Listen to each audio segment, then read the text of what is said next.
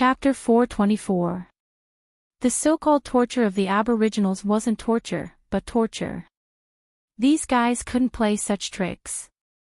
In the 60,000 mountains, they were fighting against the heavens and the earth for their lives. They didn't have the mood to do such things. In their opinion, killing people was just a matter of nodding to the ground. If they didn't like it, they could just kill them. They didn't have so many tricks up their sleeves to torture people. Even if they left the mountains and established a nation, it would only last for a few decades. They would be extremely poor, and there were other countries eyeing them covetously. They didn't have the time to think about such things. The scaly whip was dipped in salt water, and with a shake, the scales exploded. It tore off a piece of flesh from the back. Even the Aboriginals would have to lie in bed for a few days after being whipped 3 times, let alone ordinary people. 3 lashes would leave them half dead. The people who were captured weren't tough, but it didn't matter even if they were. Rinpoche could capture them again with a call. In Rinpoche's heart, these How Nation immigrants had nothing to do with him. After the war, they were just numbers in his heart. He had seen many dead people, and it didn't matter if a few more innocent people died. Where there were people, there would be conflicts. If there were more than one person, there would be differences in status. If there were more than 2 people, there would be gangs. This was the case even among the How Nation immigrants who were kept in captivity. Not only were there differences in status, but there were also conflicts in sections. This was what Rinpoche learned in the past few days in Goose City. There were 67 big and small cities and hundreds of sects in Tianjin Basin. Back then, the rebels took the How Nation immigrants into the basin and divided them into various powers. There were also many conflicts between them. The most ordinary people were naturally the ordinary people. Above them were the army and the sections. The army belonged to the big powers, and the sects belonged to the small powers.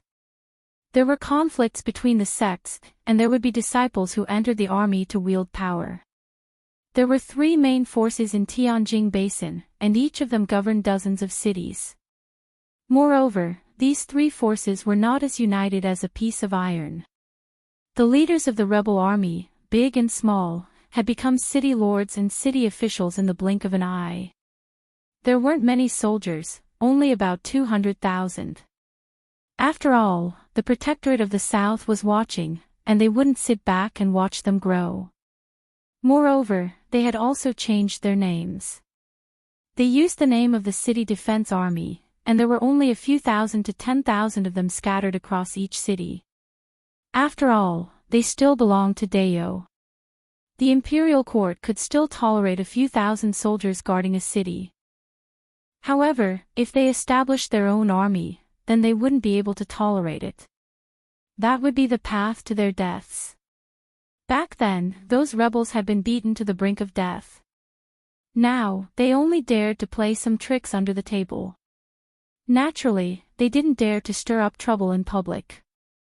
If they stepped out of line, even the agreement from back then wouldn't be able to protect them. As for the sects, although there were more than 100 of them, their overall strength was not strong. Some of the stronger ones escaped from Deo and went to other nations. The rest were either weak or couldn't bear to leave their homeland. Although there were still some experts left, they couldn't raise any waves. Moreover, Shiwanya was still keeping an eye on them. From time to time, if he discovered any signs of trouble, he would pull out a group of people to be sacrificed. A few days ago, when they fought with Great Xia, they killed tens of thousands of people. Rinpoche stayed in Goose City for a few days. Other than the information he obtained from the few remnant citizens of the How Nation, he also obtained information from Shiwanya. Although he hadn't entered the basin and didn't see it with his own eyes, he had a rough idea of the situation there. He just had to go in and see it with his own eyes to verify the information he had obtained. Rinpoche closed a booklet that contained some of the things he had sorted out over the past few days.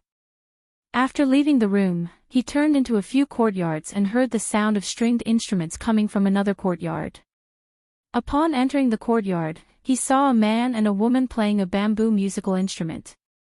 It was somewhat like a flute, but it was only the length of a palm.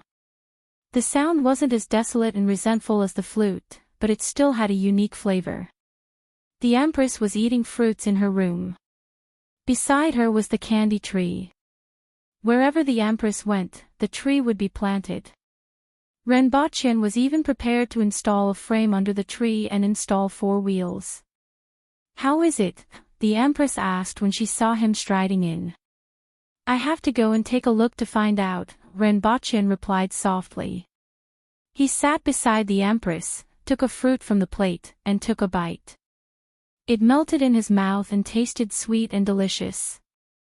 These were all good things that Shiwanya had sent to the Empress. "When are you leaving?" The Empress's eyes lit up. She was also bored of staying here. She wasn't interested in the things that Renbochin did. She came out this time to see what those fellows who were protected by Deo were like.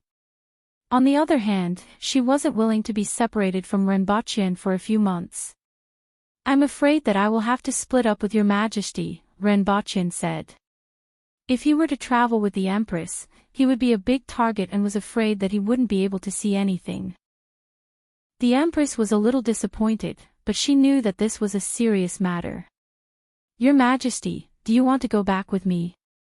"I will set off after I return," Renbochin asked. Previously, he had said that he wanted to see Chi Jiayu, but these days, he had been on the road and the Empress hadn't followed him back to Earth. He actually wanted to settle this matter quickly. In the end, he also had an idea of what to do. He would kill those who needed to be killed so that he wouldn't have to worry about her. "Then let's go and take a look." The Empress nodded and instructed Qin Yuan and Hong Yuan. With one hand holding Renbochin's wrist, the two disappeared from the room. After a while, Qin Yuan and Hong Yuan went out to let the 2 people who were playing outside leave. After returning to Earth, the 2 of them changed their clothes. At this time, it was the end of midsummer and the weather was very hot.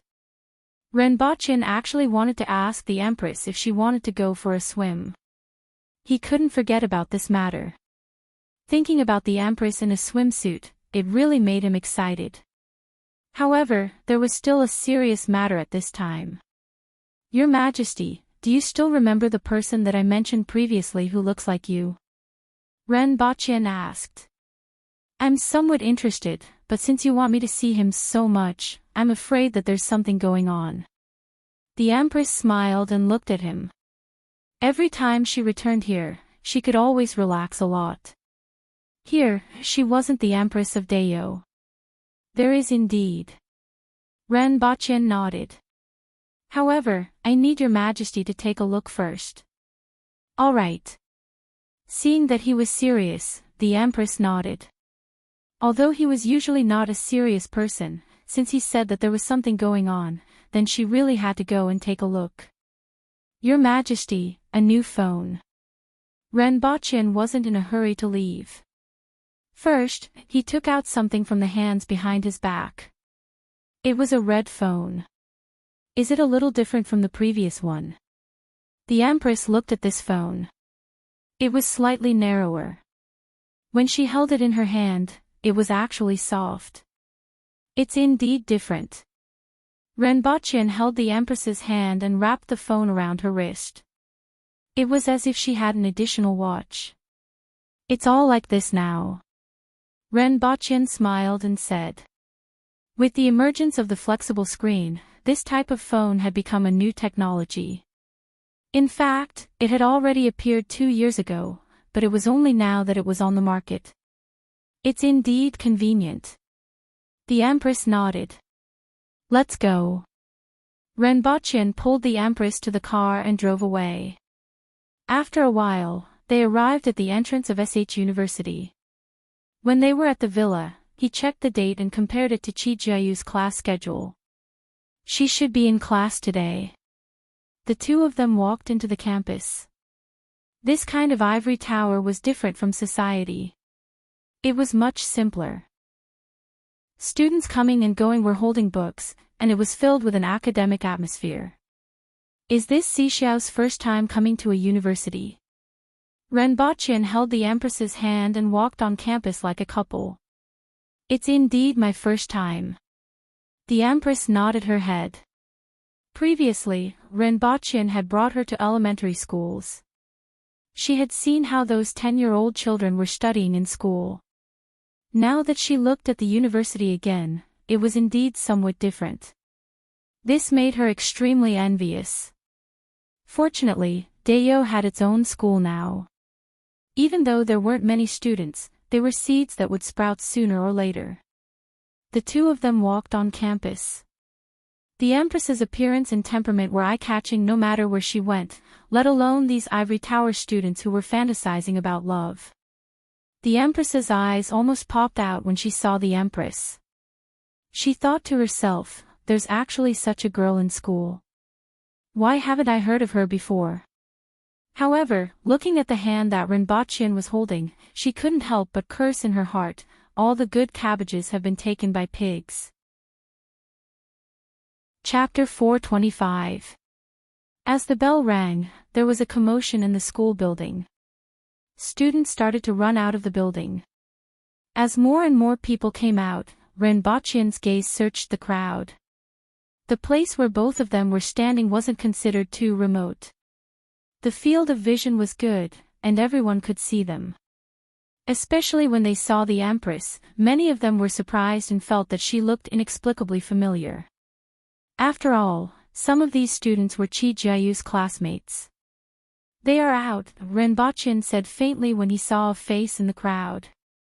Although the face was almost the same, when Renbochin saw the lady in the crowd, his gaze was very cold. The Empress followed his gaze and saw the lady who looked similar to her. A strong killing intent emanated from the bottom of her heart. She raised her eyebrows, her hair fluttered without any wind, and the surroundings became colder. It's a very strange feeling, the Empress said coldly. At this moment, she knew why Renbochin asked her to take a look. Renbochin could feel the murderous aura from her body. He wasn't surprised at all. I felt the same when I saw the seventh prince. Is there a connection? The Empress could hear the hidden meaning in his words. Perhaps there is a connection that we don't know about. Renbochin didn't know what the connection was, but he knew that this kind of killing intent wasn't without reason. While the two of them were talking, Qi Jiayu also felt something and looked in their direction. When she saw the Empress's face, she was stunned. Then, she couldn't hide the shock on her face and stopped in her tracks. When her classmates saw her reaction and noticed this, they were all surprised. Don't kill here, Renbochin said softly when he felt the Empress's killing intent getting stronger. Those days when he just came back from the battlefield, his killing intent was too strong, and he was somewhat demonic. These days of peaceful life had reduced his killing intent by a lot. This time, he could control himself and remember the promise he made. Qi Jiayu walked towards the two of them, looked at Renbochin, and asked doubtfully, "This is?" She always knew that she was very beautiful, and it wouldn't be surprising if she met someone prettier than her. However, she didn't expect to meet a lady who looked so similar to her and had a better temperament than her. Compared to her, although their looks were very similar, she was a Cinderella, and the other party was like a princess. She had an urge to become like him. The aura of the other party and the feeling of being superior made her feel an indescribable sense of envy and jealousy. Renbochin carefully looked into her eyes and indeed saw the hostility in them. However, she was just an ordinary girl and wouldn't have the same immediate killing intent as him and the Empress. Indeed, it's very similar. This world is really wonderful. Renbochin smiled, but no one could tell that he was indifferent just now. Did you come all the way here just to find me? Qi Jiayu hid her thoughts and asked with a smile. You could say so. She heard that someone looked like her, so she came to take a look out of curiosity, Renbochin said with a smile. Now that I've seen it, it's time to go. Oh. Qi Jiayu didn't know how to reply. The Empress's appearance made her feel very uneasy. She had forced herself to squeeze out that smile just now. Let's go. Renbochin held the Empress's hand. Before he turned around and left, he nodded at Qi Jiayu and said, goodbye. He was afraid that if the Empress stayed any longer, there would be a murder in this university. Qi Jiayu stared blankly at the two of them holding hands and leaving. She even forgot to ask about what Renbochin told her previously. He said that she would meet those people, but she hadn't met them even after a few months. She originally wanted to ask, but now, she had forgotten about it. How is it?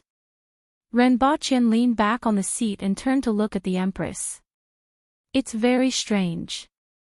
I want to kill her. The Empress looked a little doubtful. She was different from Renbochin. She was the fifth most powerful expert in the world, and she had always controlled her state of mind very well. It was very strange that a stranger could make her feel like killing. She wanted to find out the reason more than Renbochin. You said that you felt the same way when you saw the seventh prince of Great Xia. The Empress asked. Yes, the seventh prince must have felt the same way, Renbochin said faintly.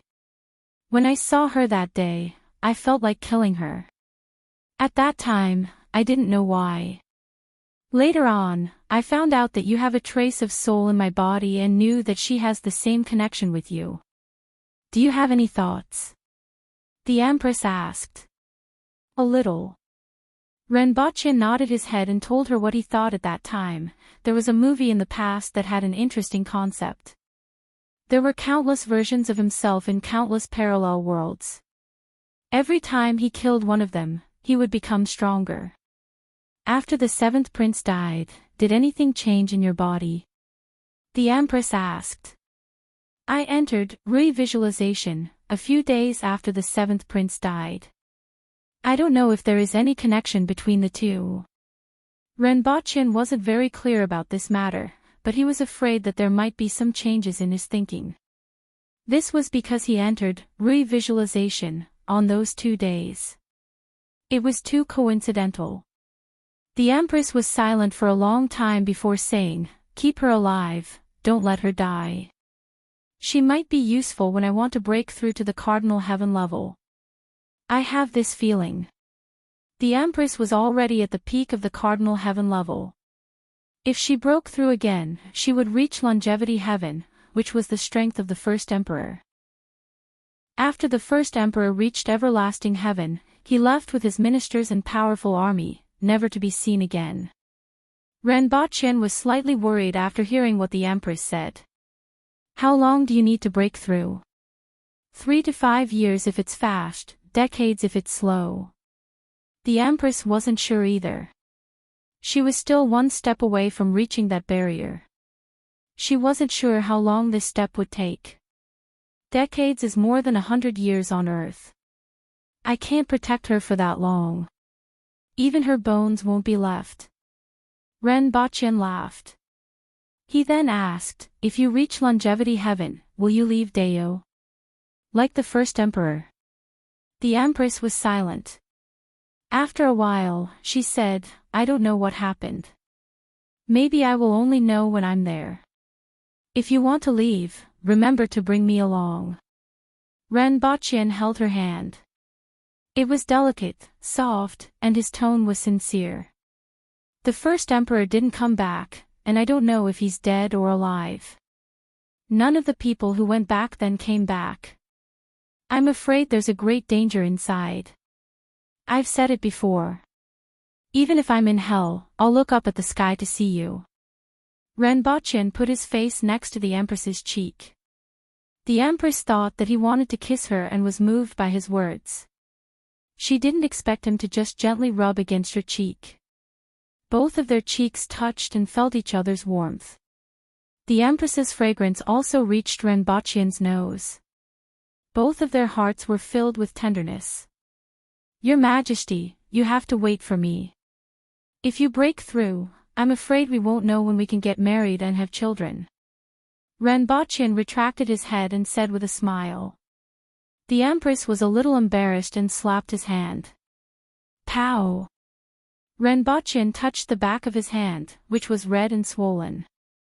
He got used to it. However, he really had to hurry up. If the Empress really broke through, then he really didn't know when they could get married. He didn't know how long it would take for Ningzaichen Shueke to arrive. Not only did he have to reach the earth will level, but he also had to reach the spirit will level. Otherwise, how could he keep up with the Empress's footsteps? He hoped that the Empress would slow down a little. He hadn't built Dayo into what she wanted it to be. However, if she was too slow, he was afraid that Qi Jiayu wouldn't live that long. He had to put in more effort. Chapter 426. Both of you came at the right time. I'm going out for a while. Why don't you come and take a look together? Yang Sen stood up when he saw Renbochin. Does it have anything to do with us? Renbochin asked. A little. Let's talk on the way, Yang Sen said. Yang Sen spoke after the three cars had driven out of the underground parking lot of the Messier 87 building. Speaking of which, this matter doesn't have much to do with the two of you. Instead, it has something to do with the cultivation method that the two of you brought. Following Yang Sen's narration, Renbochin found out about something interesting. A man-will expert had appeared on Earth, a true man-will expert. Furthermore, he was an outsider and had to train hard to reach this level. One had to know that Earth did not have systematic cultivation techniques like the other world. Although there were also people who cultivated Taoism, Buddhism, or martial arts, they walked a completely different path. Due to the limitations of the environment, it was difficult for him to achieve too much. After Renbochin took out the martial arts manual, a group of such experts broke through to the man-will level in a short period of time. However, this person had read extensively, summed up the experiences of the predecessors, and after many years of hard work, he created a set of martial arts that could allow him to attain the man-will level. This was something that not many people could achieve. From this point alone, this person could be considered to be extremely outstanding. The problem was not this, but something else. This person had been training hard for many years and broke through the limit in one fell swoop to reach the man-will level. He was full of mettle and thought that he was the #1 expert in the world. He thought to himself that since ancient times, no one could surpass him. Based on the foundation of his predecessors, he had taken a huge step forward in his cultivation method and reached a new realm.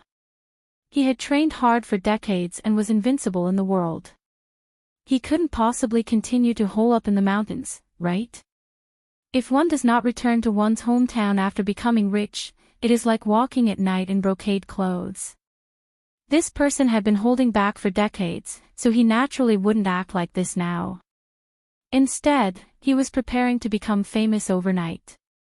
He sent out hero invitations to the so-called Wulin people and set up a challenge to meet all the heroes of the world. If it was just based on the advancement of his cultivation method, it was admirable. Unfortunately, he was a little too arrogant. Hundreds of experts who had attained the man-will level through the techniques provided by Renbochin were ready to surround and kick him.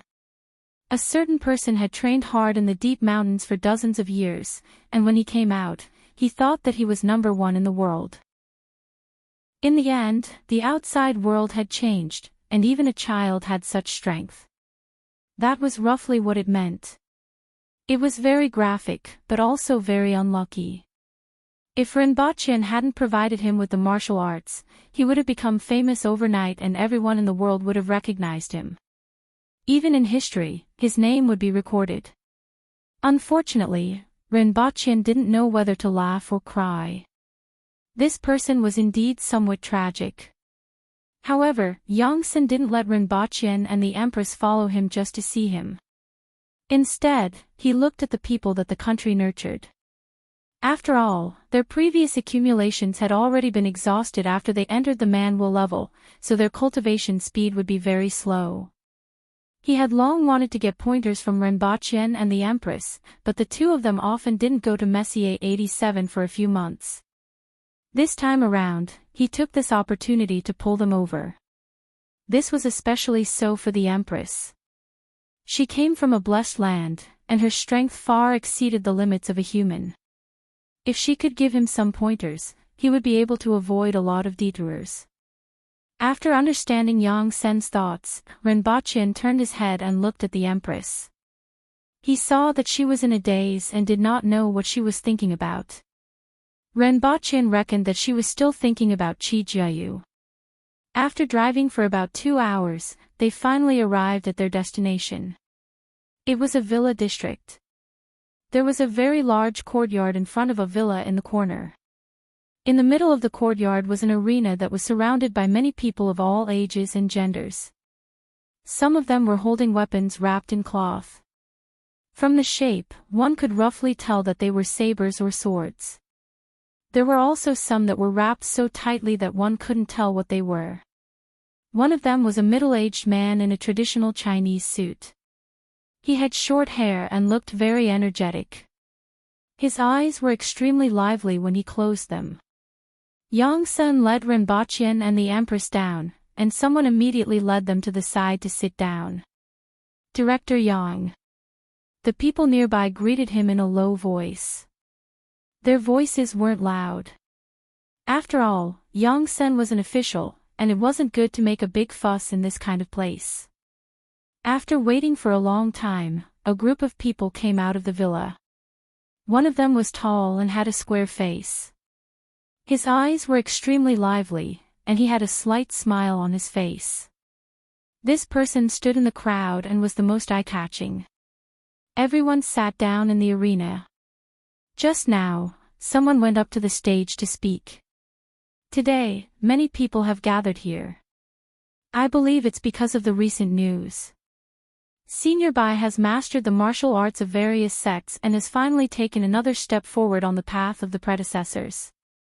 After listening to the first 2 sentences, Renbaqian started to feel a little bored. To put it bluntly, he was just bragging about his own achievements and then opening up the arena to meet the heroes. Will Senior Bai publicize this kind of martial arts? Someone in the surrounding crowd suddenly asked. As soon as this was said, a group of people immediately followed suit. After all, these people weren't here to fight in the arena, but to find a way to break through the limits. The person on the stage smiled faintly before continuing. If other people obtained this kind of martial arts, they naturally wouldn't publicize it. However, as the founder, Senior Bai is magnanimous and doesn't care about sectarian bias. He is willing to publicize his many years of painstaking efforts and compile the martial scripture, together with everyone. Following that, there was another uproar. Many people were asking what exactly this meant. It turned out that this time, not only did this person invite the heroes, but he also wanted to invite them to compile the martial scripture, together with the martial arts of various sects into it. As soon as this was said, the people below the stage immediately hesitated. Senior Bai, as the world's most powerful person, is willing to publicize this kind of martial arts and compile it into the martial scripture. Could it be that everyone still wants to retain the sectarian bias? That person on the stage asked. The world's most powerful person. Who admits it?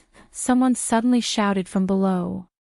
When Renbaqian heard this, he finally perked up. Finally, there was going to be some excitement. He didn't come here to watch them have a big meeting. That so-called Senior Bai wasn't angry after hearing this. He stood up from his seat, and the joints in his body cracked. Then, he flashed and landed on the stage. His graceful movements attracted a lot of cheers. We can talk about the martial scripture later. This time, I invited everyone because I want to see the experts of this world. I wonder who would like to come up and have a look. The middle-aged man on the stage said in a clear voice. In his heart, he calculated that no matter what, there would definitely be objections. He would first show his martial arts on the stage and let them see it. Then, the rest would be much easier to discuss. He was still confident in his own martial arts. It wasn't that he looked down on the heroes of the world. In his eyes, except for him, everyone else was mediocre. I'll go. Immediately, someone jumped onto the stage. My name is Yang Huai, and I'm just a nobody. I want to see what the so-called world's most powerful person is capable of. The person who jumped onto the stage was a man in his early 30s with a very vigorous aura. Pfft. Cough, cough. Yang Sen, who was drinking tea below, immediately coughed when he saw the person who jumped onto the stage. He whispered to the side, "You should at least let him win 2 rounds. Why is he the first to go up? You can't slap him in the face like this." Previously, this Bai Yuhe was very arrogant. Yang Huai has been suppressing his anger for a long time to teach him a lesson, the person beside him whispered. When Renbachin saw Yang Sen's reaction, he immediately knew that this was a nurtured expert. At this moment, he was in high spirits. After all, he was also a manual expert, and he really wanted to see what the other manual experts were like. Especially on Earth, he grew up reading wuxia novels and wuxia movies. He had always been curious about martial arts such as Xingyi Quan, Liuhe Quan, Taiji Quan, and Baguazhang. Chapter 427. Renbachin focused his attention on the stage and waited to see the standard of the two. Although he wasn't very strong, he still had some eyesight. After all, in Deo, spirit will experts were everywhere, and earth will experts were inferior to dogs. He had seen many people with such strength, so his eyesight had also improved. Yang Huai didn't reveal anything when he jumped onto the stage. It was obvious that he didn't want his opponent to see his standard and was aiming to slap him in the face. Bai Yuhe was indeed fooled. Number 1 in the world. Although it's a compliment, I think I'm worthy of it. Bai Yuhe smiled. Although his tone was plain, the arrogance in his words couldn't be concealed. After all, he had advanced the martial arts of the predecessors by a huge step. This was something that many people couldn't achieve. Just this point alone was enough for him to be proud of. Unfortunately, he was wrong from the start. Times had changed. He had stayed in the mountains for decades to practice the peerless martial arts, but he fell behind the times the moment he came out. We'll know after we try. Yang Huai stood opposite him and said. Everyone below was attentively waiting to see the match between the two. Both of them cupped their fists and greeted each other. This was etiquette. No matter what they thought, they still had to have basic etiquette. Martial ethics and etiquette had always been a part of traditional culture and were deeply ingrained in everyone's bones. After greeting each other, Bai Yuhe stretched out one hand and got into a half stance. He was waiting for his opponent to attack. He had made up his mind to win this first match beautifully. If both of them fought for half a day and barely won, he wouldn't be able to show off his skills. Seeing his stance, Yang Huai moved his feet and punched his opponent's chest. This punch whistled through the air, and Bai Yuhe was shocked. He couldn't see anything before, but from this punch, he could immediately tell that his opponent's strength wasn't much weaker than his. How is this possible? Bai Yuhe was shocked. He had reached this stage through deducing techniques and believed that he was far superior to the practitioners of today. How was it possible that someone who jumped onto the stage was at the same level as him? However, he didn't slow down at all and immediately exchanged blows with his opponent. The two of them exchanged a few blows, and everyone below became nervous. Whether it was speed or strength, the two of them were far superior to everyone else. The people below admitted that if they were the ones up there, they would probably be defeated within 2 blows. Although the strength of a manual expert was only at the standard of an ordinary person in Deo, it was actually far superior. One had to know that the strength of a manual expert was between 500 to 1,500 kilograms. Some gifted individuals could even exceed this amount. This is the strength of the arms. Previously, both of them had a much better foundation than Renbachin. After attaining the manual level, their strength was now around 700 to 800 kilograms, which was far beyond what an ordinary person could compare with. In terms of speed, they were much faster than ordinary people. Ordinary people would not be able to see their movements clearly. For a time, they could only hear the sound of their bodies colliding. It was within everyone's expectations that Bai Yuhe possessed such strength. But the fact that Yang Huai, who had suddenly jumped onto the stage to challenge him, had such strength was beyond everyone's expectations. Immediately, many people started asking around. Which sect did this person come from? Who was his master? How could no one have heard of such an expert? Many people started to rejoice in Bai Yuhe's misfortune. Bai Yuhe had just ascended the stage, and he had already encountered such an expert. This was going to be interesting. Their physical fitness was about the same. What mattered now was the level of their punches and kicks. Although Bai Yuhe was a little arrogant, his wisdom could be seen from the fact that he was able to advance the martial arts of his predecessors by a huge step. Not only was he proficient in martial arts, but his punches and kicks were also extremely skilled.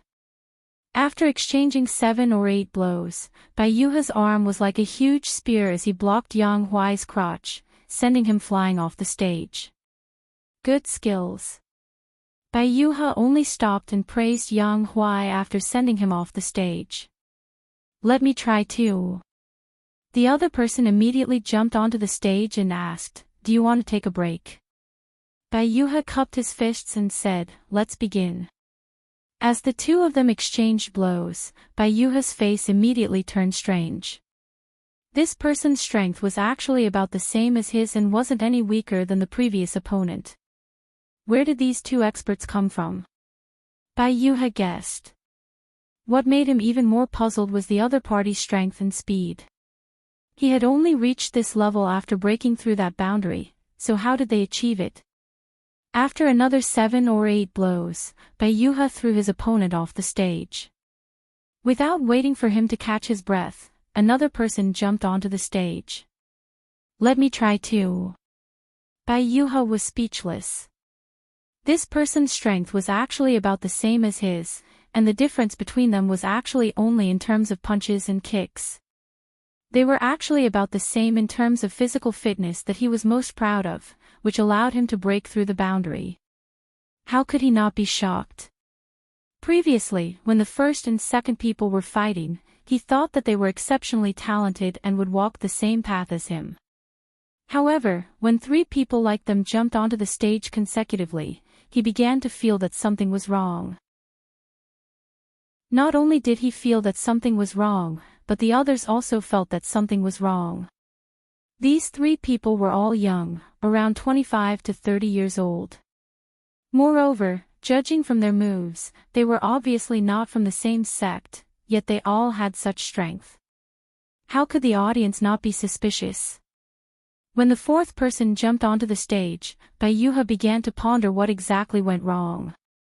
When the 4th person was beaten off the stage, he had no choice but to rest on the stage for a while, and his expression began to fluctuate.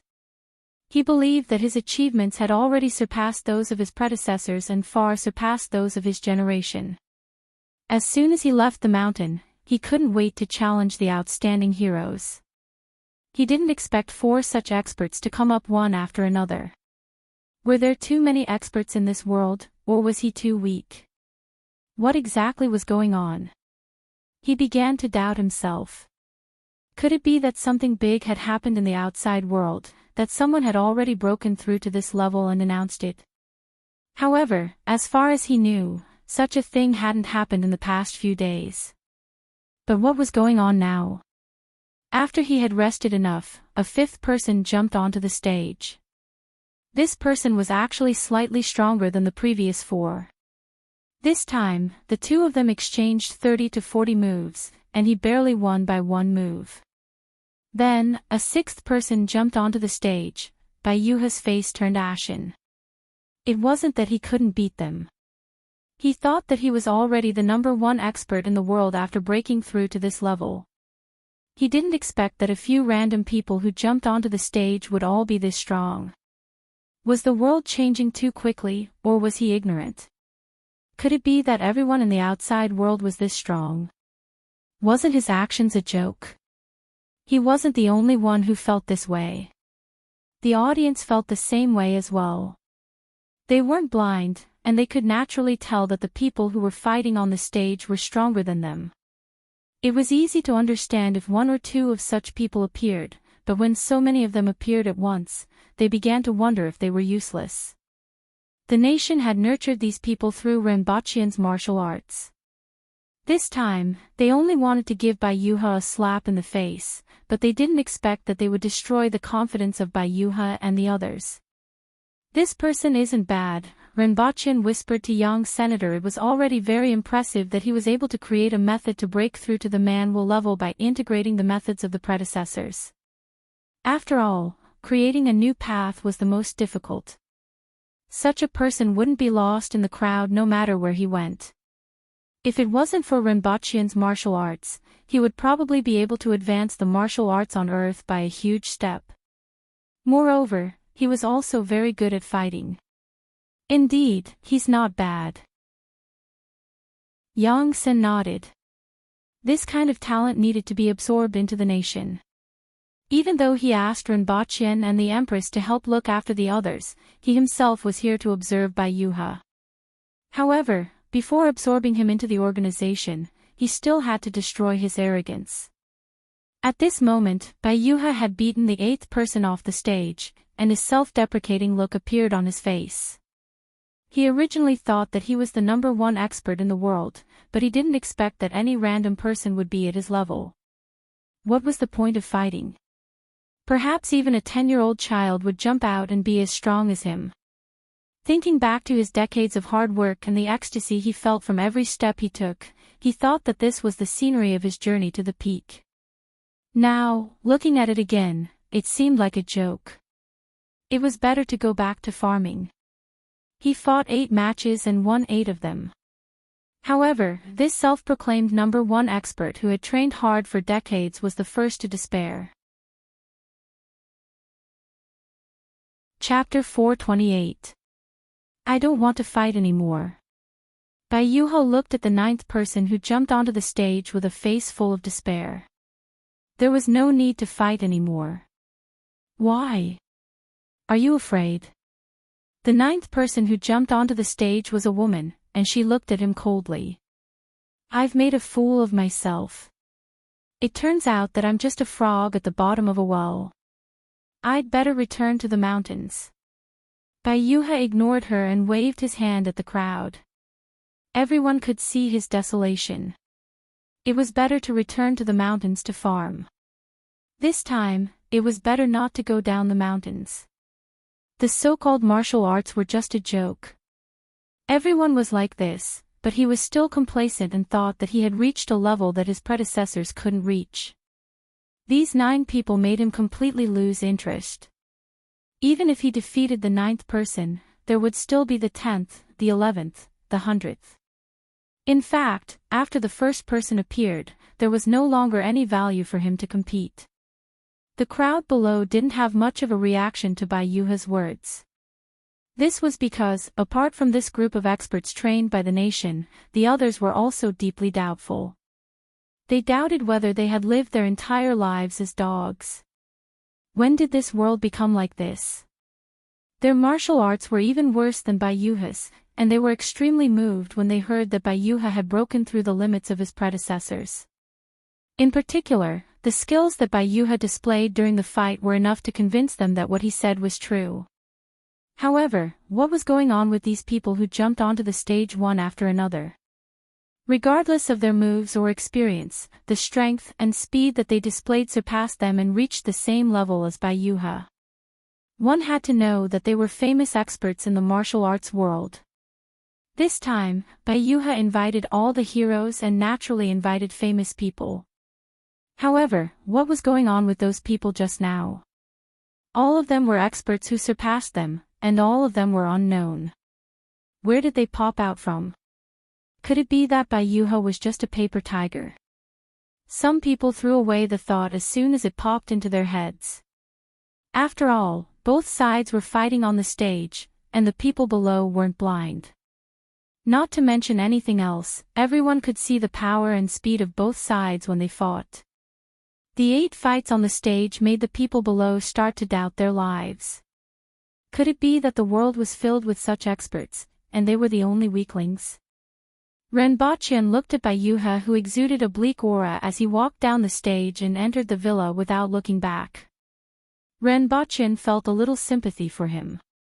Actually, this person was quite powerful. He was able to advance his cultivation technique by a huge step. This was not something that just anyone could do. What a pity. How's it? Are you interested in giving me some pointers?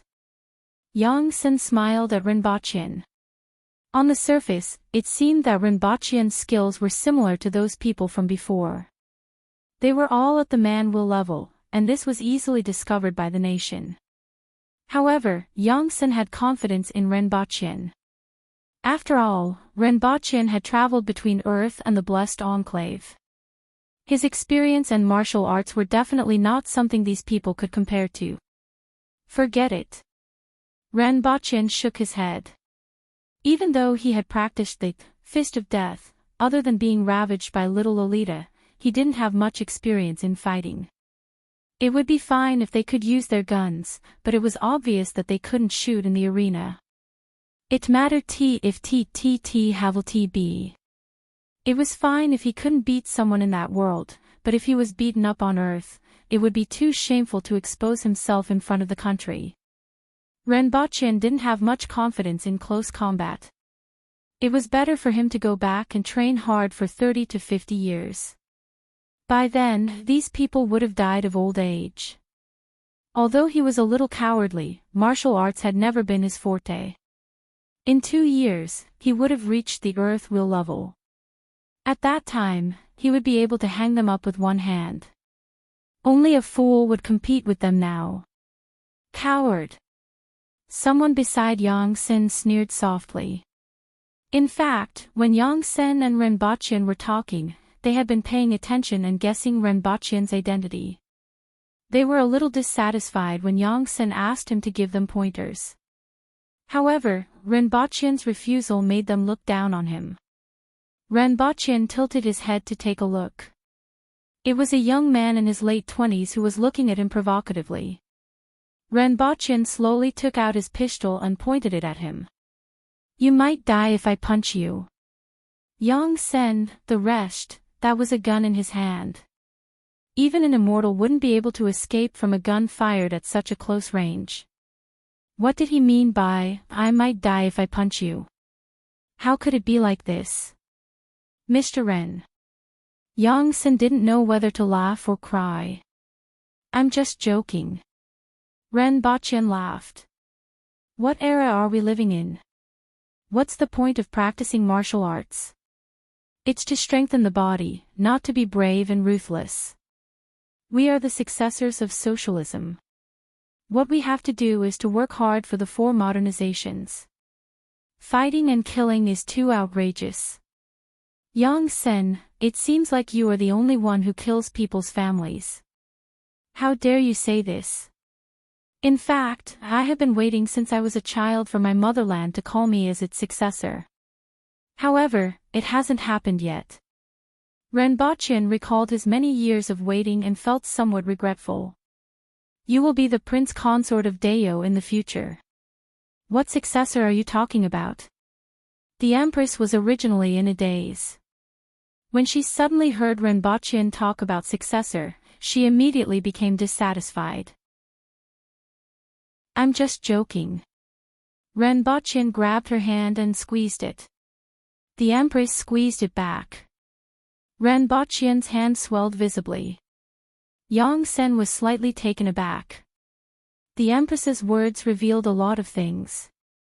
Previously, when Renbochin wanted weapons for war, he already knew that there were countries and wars in the Grotto Heaven world. Furthermore, this Madame Chi should be someone from that country. Renbochin would be a prince consort in the future, which meant that his status in the Grotto Heaven world wouldn't be low. Yang Sen thought about it and felt that this was important news. The higher Renbachian's status in that world, the more valuable he was.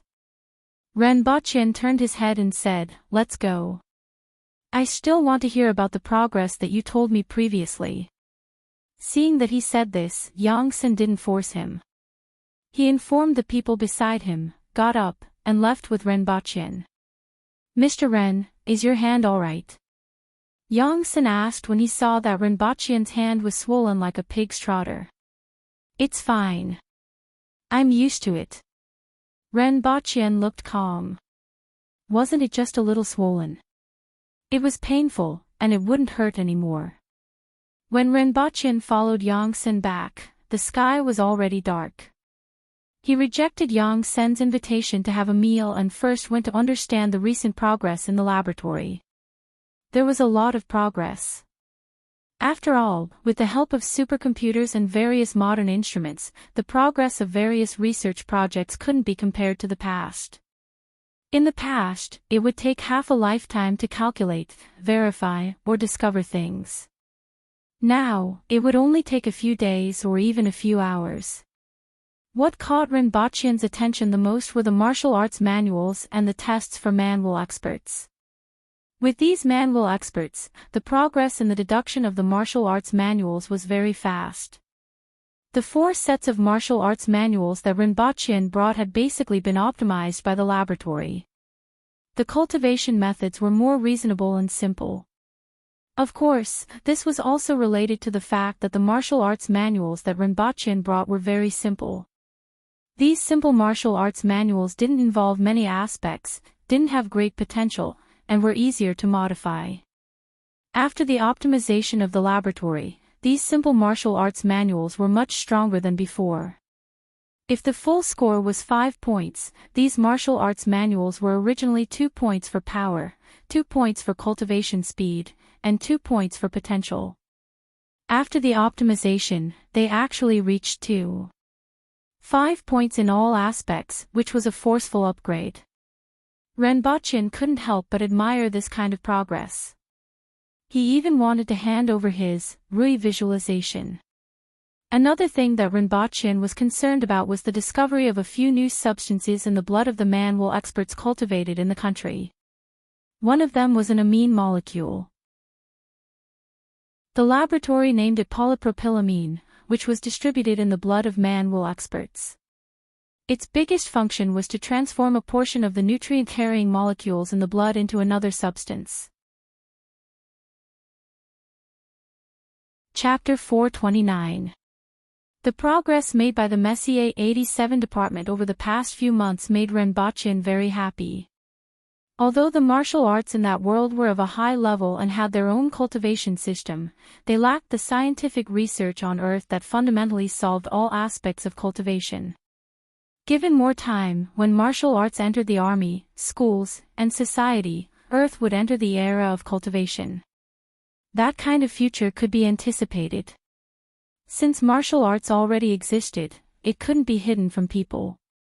There would be people practicing cultivation techniques everywhere, and the shape of the entire society would definitely change. Everyone would be impacted by this wave of change. There were some good aspects, such as the national football team finally being saved. More likely, it would cause various social problems after people gained power. However, the nation would definitely formulate a comprehensive plan to adapt to the new social form. Renbachian didn't need to consider these things as it was something that the nation needed to consider. He was happy to see such a situation. This world had been peaceful for too long, and such changes would bring about an interesting future. As for whether such a future would have an impact on his and the Empress's current status, he wasn't worried. He was the one who stood at the peak of this era, the one who stood at the tip of the wave. Everything started with him. As for the nation, as long as the Empress advanced to longevity heaven, even if Earth was full of Earth will experts, she would still be a deterrent to everyone. However, there was still a long way to go before Earth will experts could be found everywhere. Currently, the biggest restriction on Earth wasn't only martial arts, but also food and the environment. Unless Earth also had food that was full of vitality like the other world, it would take a long time to reach the Earth will level even if one was talented.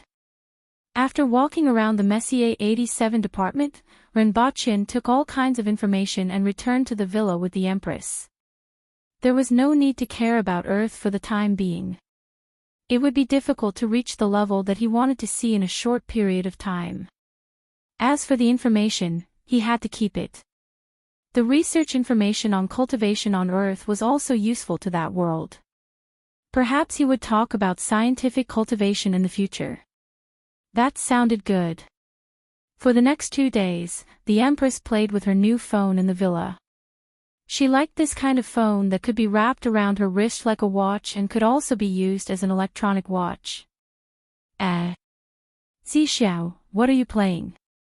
Renbochin came over to look at the screen after cooking and found that it was a game.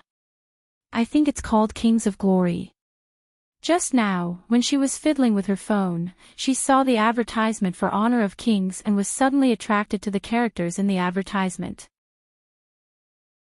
It's time to eat. Renbochin smiled.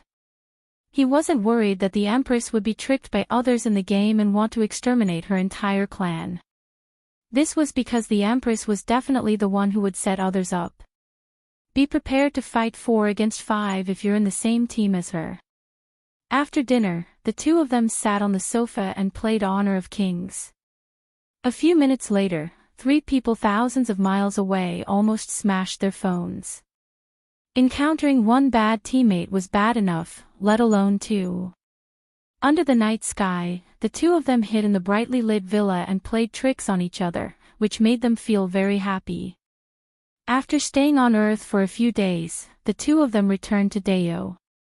Renbochin divided the students into 5 groups, assigned them tasks, and got them to enter Tianjing Basin separately. The so-called tasks were to let them use their own eyes to observe the living conditions and social patterns of the remnant citizens of the Hao Nation, understand their thoughts, and think about how to deal with them. They had never learned these things. Renbochin wanted them to seriously understand the parts of this nation that most people didn't understand and think about it for themselves. Regardless of whether what they saw, thought, and got matched up with Renbochin's ideas, this was a very important part of their lives. Running an educational institute to educate people wasn't just about teaching, but also about educating people. Teacher, we are setting off. The next day, everyone bade farewell to Renbochin at the residence. The tasks that Renbochin arranged for them made them somewhat excited. This was the first time that they left their familiar environment to do something that seemed to have a profound meaning. According to what Renbochin said at that time, what they saw and got would affect the future of tens of millions of people. Be careful, Renbochin couldn't help but say as he looked at the familiar young faces in the courtyard. Although these students were at least at the man-will level, there was at least one student in each team who was at the earth-will level. With this kind of strength, they should be able to protect themselves. However, Renbochin was still somewhat worried. After all, these were only half-grown children. The oldest was only 18 years old, and the youngest was only 11 years old. Don't worry. If anyone dares to cause trouble, I will twist his head off and kick it like a ball, Du Laolu said as he patted his chest. Don't let anyone twist your head off, someone immediately said with a laugh. Who dares? Have you seen a big fist? Du Laolu raised his fist and threatened. Trash. Little Lolita looked at him sideways with a face full of contempt. It's better to be careful, Renbochin said faintly. Killing someone doesn't just require a knife. If someone has their eyes on you, they can knock all of you out with a bag of knockout drugs. When that happens, I won't send anyone to save you. I can't afford to lose face.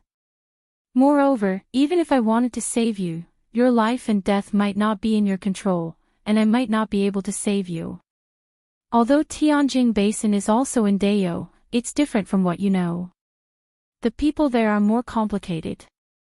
Yes, I understand. After hearing what Renbochin said, everyone became much more serious.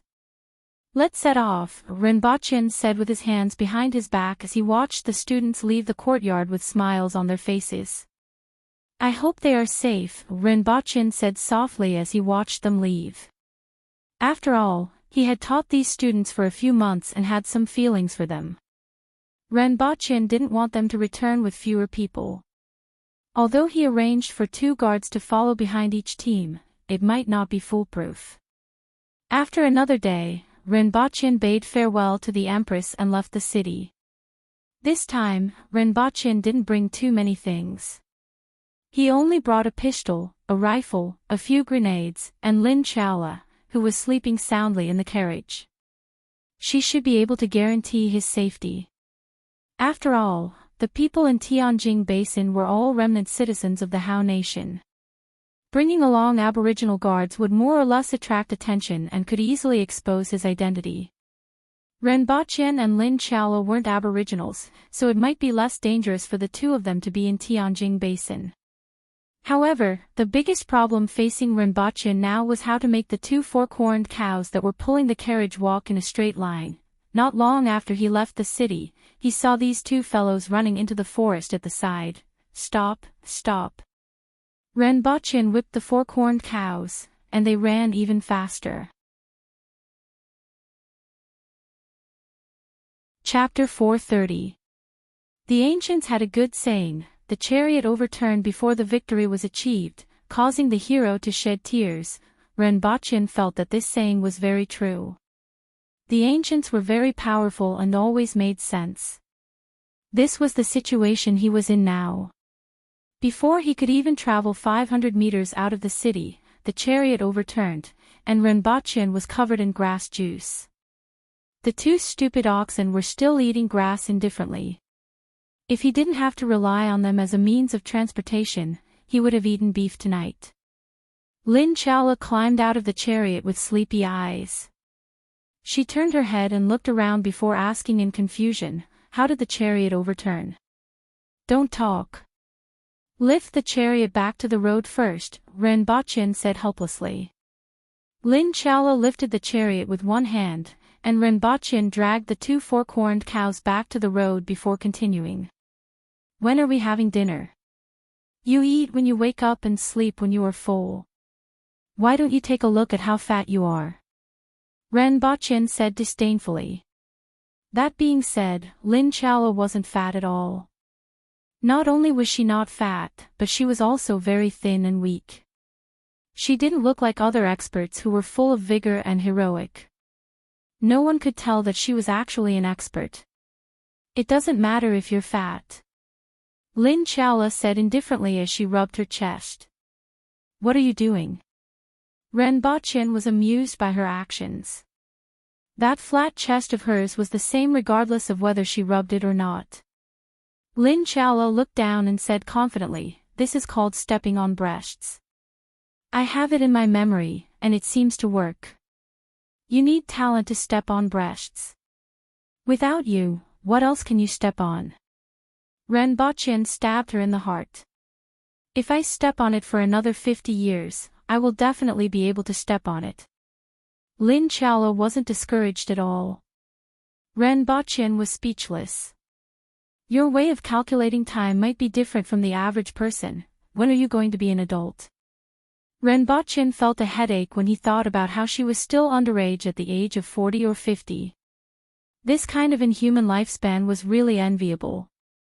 It should be about 50 years, a lifespan that made people envious and jealous. If he sent her to the laboratory, he didn't know if she could be developed to extend her lifespan. He would try to get a bottle of blood next time. Not long after the 2 of them walked forward, the road began to descend. After making a turn, they arrived at a winding mountain road. From their current position to the flat ground at the bottom, there was a distance of 700 to 800 meters. In the distance, there was an endless wilderness, a dense forest, and a city within their field of vision. That was today's destination, the first city after entering Tianjin Basin, Longzhou City. Behind Longzhou City was a winding mountain range. It was said that there was an earth dragon in Tianjin Basin that was coiled up. The dragon's head was facing the outside of Tianjing Basin as if it was going to soar into the sky and pounce toward the north. The saying that obtaining Tianjing Basin was equivalent to obtaining the world wasn't unrelated to this earth dragon. Longzhou City was located at the head of this earth dragon. Of course, this was what the Han nation said. The Aboriginals did not pay attention to this. There was a checkpoint at both ends of the winding mountain road. Once these two checkpoints were blocked, more than 10 million remnant citizens of the Han nation would be locked in Tianjing Basin. Ren Baqian took out his clearance token, and the checkpoint was naturally opened. After exiting the checkpoint, there was an endless plain in front of them. A dirt road extended from the checkpoint all the way to the city in the distance, which was almost invisible at this time. At this time, there were many ox carts coming and going on this road. They were caravans going to and fro Goose City, and Ren Baqian and Lin Chalo weren't conspicuous among them. If there was anything worth noticing, it would be that the other carts going from Goose City to Longzhou City were filled with all kinds of goods, while their cart was empty. From the marks left by the wheels and the sound of the ox cart driving on the road, it could be seen that it was empty. Therefore, Ren Baqian didn't try to chat with the merchants next to him as it would be too easy for them to detect something suspicious. Therefore, his attention was focused on the large tracts of farmland on both sides of the road, as well as the farmers who were working in the farmland. Ren Baqian noticed that the farming tools used by the farmers were almost all made of stone with wooden handles attached to the ends. Just like outside, a kitchen knife could be regarded as a family heirloom. Iron farming tools were too extravagant for the Aboriginals and the remnant citizens of the Han nation. The remnant citizens of the Han nation that Ren Baqian met previously were mostly merchants. Even though their statuses weren't high, they weren't considered poor either. However, Ren Baqian could see a lot of things from these farmers. At the very least, the living conditions of these remnant citizens of the Han nation probably weren't very good. Even though these farmers weren't sallow and emaciated, their clothes could be said to be ragged, and their clothes were full of puddings of various sizes. The most important thing was the vitality of these farmers, which gave people the feeling that they were walking corpses and had no vitality at all. Sure enough, you have to see it with your own eyes to know, Ren Baqian said softly. There's a red lollipop in your bag. Give me one. I haven't eaten that before, and I have to eat it with my own mouth to know. Lin Chaola immediately followed up with his words. Be careful of tooth decay. Ren Baqian took out a handful of lollipops from his pocket. Lin Chaola's eyes widened. Here's a red one. Ren Baqian took one out and threw it to Lin Chaola. Stingy. Lin Chaola watched as Ren Baqian put away that handful of lollipops and almost stretched out her claws to scratch him. Lin Chaola carefully tore off the wrapper of the lollipop and neatly folded it before putting it in her pocket. She had been collecting these things recently. By the way, what are you doing here? She finally remembered to ask about the purpose of her visit. I'm here to check on their situation and see how to make them behave, Ren Baqian said as he pointed to the farmers in the farmland. Did they provoke you? I will help you beat them up. Just give me a piece of lollipop for each person I beat up, Lin Chaola said in astonishment. The next time we start a war with Great Xia, can I just let you out?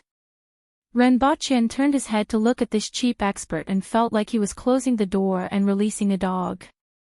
I can't beat an army, Lin Chaola immediately replied. If she were to barge into an army, she might not be able to escape. Even though Great Xia couldn't withstand a single blow from the Aboriginals, it was because they had the winged cavalry, which had thousands of earth will experts.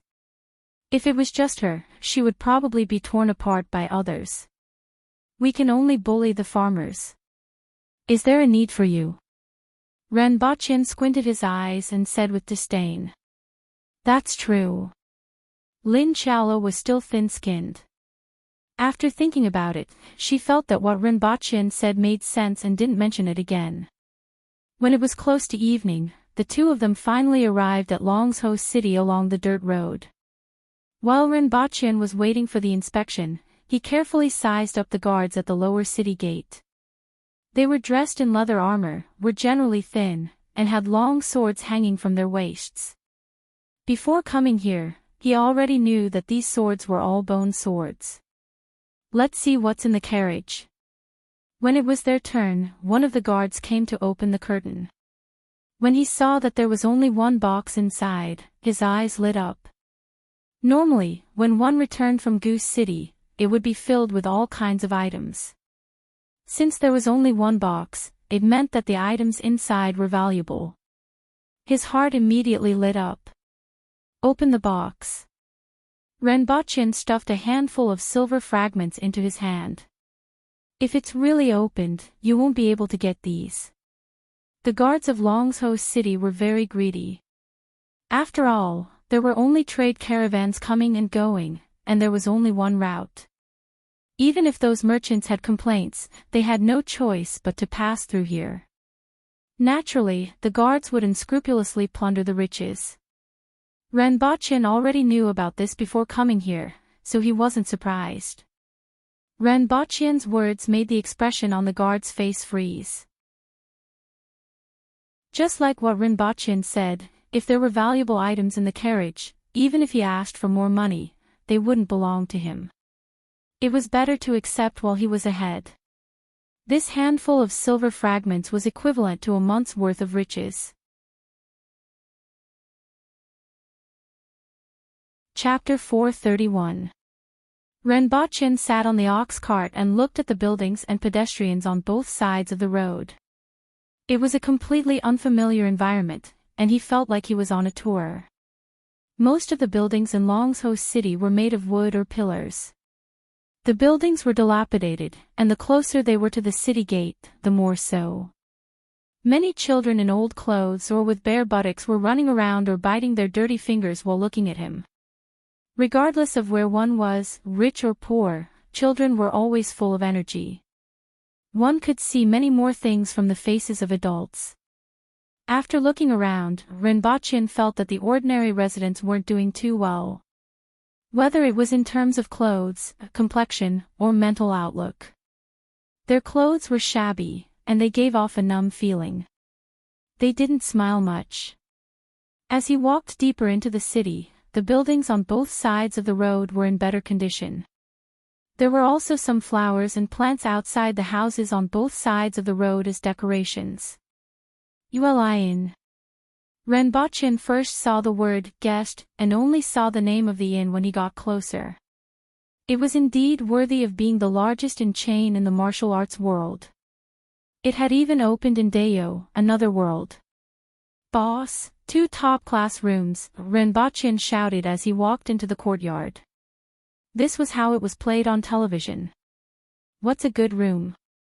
The lady boss in front of the counter raised her head, and the moment she opened her mouth, a strong smell came out of her mouth. She was quite pretty. Although her forehead was a little big, she had curved eyebrows and almond-shaped eyes. She looked like she was in her 30s and looked charming. Top-class room, the best room. Renbachien's face fell as he got off to a bad start. Neo Air, 2 A-class rooms. The lady boss shouted first before smiling at Renbachien and saying, "Customer, your words are quite interesting. Are you from afar?" "Yes, from the Yun Nation." Renbachien nodded. This was his identity this time. He and Lin Chaola didn't look like the remnant citizens of the Hao Nation, but more like the people of the Yun Nation and Great Xia.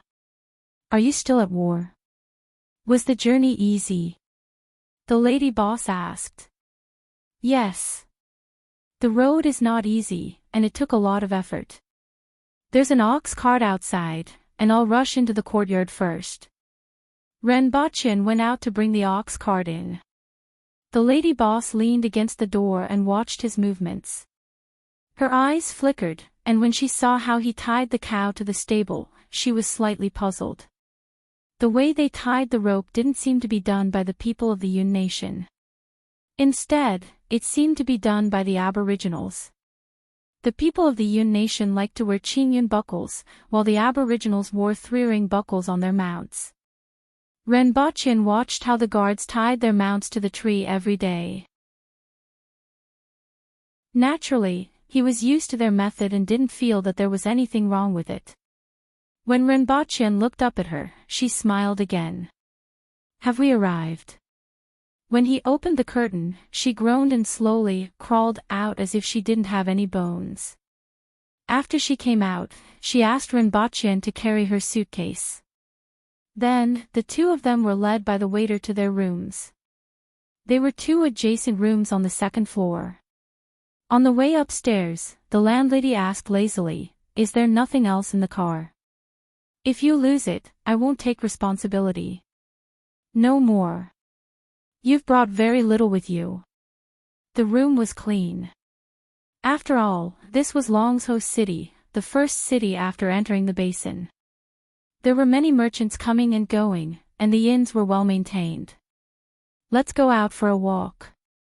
Renbochin kicked Lin Chaola, who was paralyzed on the bed the moment she entered the room. "Oh!" Renbochin expressionlessly took out a lollipop, waved it in front of her, and then threw it at the door. A gust of wind blew past, and she appeared at the door.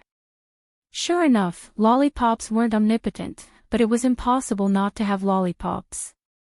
Renbochin then opened the suitcase, took out a grenade, put it in his money bag, and hung it on his waist. He heard that there were many pickpockets here. Then, he locked the suitcase and left the room.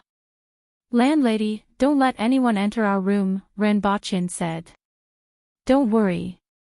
If anyone enters, I'll break his claws." Not long after Renbochin left, the landlady went upstairs, opened the door, and entered. She took out a wire and poked it twice in the lock. After opening the suitcase, she saw a pile of bullets, a dozen grenades, a rifle, and a few books. She first picked up the books and flipped through them. She realized that the handwriting on them was unrecognizable. She then carefully looked at the grenades and bullets, and finally put them back into the suitcase before locking it. Renbochin brought Lin Chaola out of the room. With his hands behind his back, he walked toward the center of the city while sizing up the shops on both sides. There were all kinds of cloth shops, salt shops, medicine shops, rice shops, and clothing shops. There were all kinds of things that should be there. People were going in and out of the shops, and it looked very lively. After standing at the side and watching for a while, Renbochin knew what kind of people were going in and out of these shops. Many of them carried a bag or a few bags of things when they came out and placed them on a cart or carried them on a bamboo stick. They didn't look like ordinary people, but more like small vendors in other cities. They bought the things they needed at a low price here and then went to the countryside or small towns to sell them. After walking for a short distance, he smelled a fragrance that filled his nose. He followed the smell and found someone using a stove to roast a fruit that was much bigger than lychees. After roasting for a while, the shell would crack and emit a fragrant smell. "How much is it?" Renbochin asked. 3 for 1 copper coin. Renbochin turned his head to look at Lin Chaola, who was beside him. Her saliva was dripping down her neck and into her clothes. "Give me 30. Renbochin threw over a tael of silver. The shell was very hot. When the shell was peeled off, the golden flesh was revealed. It tasted a little like a coconut. It was a little chewy, but it tasted pretty good. For the rest of the journey, Lin Chaola held bag after bag of snacks and couldn't stop eating. "Get out of the way, get out of the way." The sound of hooves could be heard. A few people in long robes rode on short horses and galloped across the street, causing a little commotion. "Who are they?" Renbochin stood by the side of the road and asked a vendor. "Customer, are you from afar?" "They are from the 9-Blades sect. Don't provoke them and it will be fine." The vendor laughed. "Galloping on a horse in the city, and no one cares?" Renbochin asked. "Don't talk nonsense. The Nine-Blade sect is quite powerful in this area. If someone hears you, be careful not to cause trouble for you, the vendor hurriedly said. So overbearing. I didn't say anything. I just wanted to ask if anyone cares about such a situation. Renbochan raised his eyebrows and threw a tael of silver to the vendor. Please clear up my doubts. We are from another place, and we need to get a feel of the place first so that we don't provoke people we shouldn't provoke. Customer, you will understand after staying for a while. Many of the city guards are disciples of the Nine-Blade sect, and there are also many people from the Public Order Bureau. As long as there is nothing wrong, naturally no one cares about them, the vendor said softly as he looked around. Renbochan threw another tael of silver over and heard a lot of information from the vendor. Within the boundaries of Longzhou City, the most powerful force wasn't the prefecture chief who controlled the 5,000 guards, but a sect called the Golden Ring Residents. It was the biggest sect in the area of Longzhou City, Jisei City, and Sanyuanli City. Of course, this Golden Ring Residence was only the biggest force in this area. In fact, Longzhou City belonged to one of the three biggest forces in this basin. As a result, even though the Golden Ring Residence was stronger than the prefecture chief in this area, they didn't dare to provoke the city chief. Of course, the city chief wouldn't provoke them either because the Golden Ring Residence wasn't just one sect. Other than these two forces, there were also two smaller sections. One was the Nine-Blade sect, and the other was the Jiangshi sect. In addition, there was a local gang called the Death Toad that controlled a group of local ruffians and thieves. They weren't very powerful, and if they were powerful, the prefecture chief of Longzhou City wouldn't tolerate them. According to the vendor, even this Death Toad wasn't someone outsiders could provoke. When outside, safety came first, and harmony was the most important. No matter who you met, you just had to lower your head and there was no need to cause trouble. Renbochan thanked the vendor for his kindness and continued to walk forward with Lin Chaola. He had a rough idea of the sphere of influence in Longzhou City, but he didn't expect such a small city to have so many different forces. Compared to the area where the Aboriginals were, it was really much more chaotic.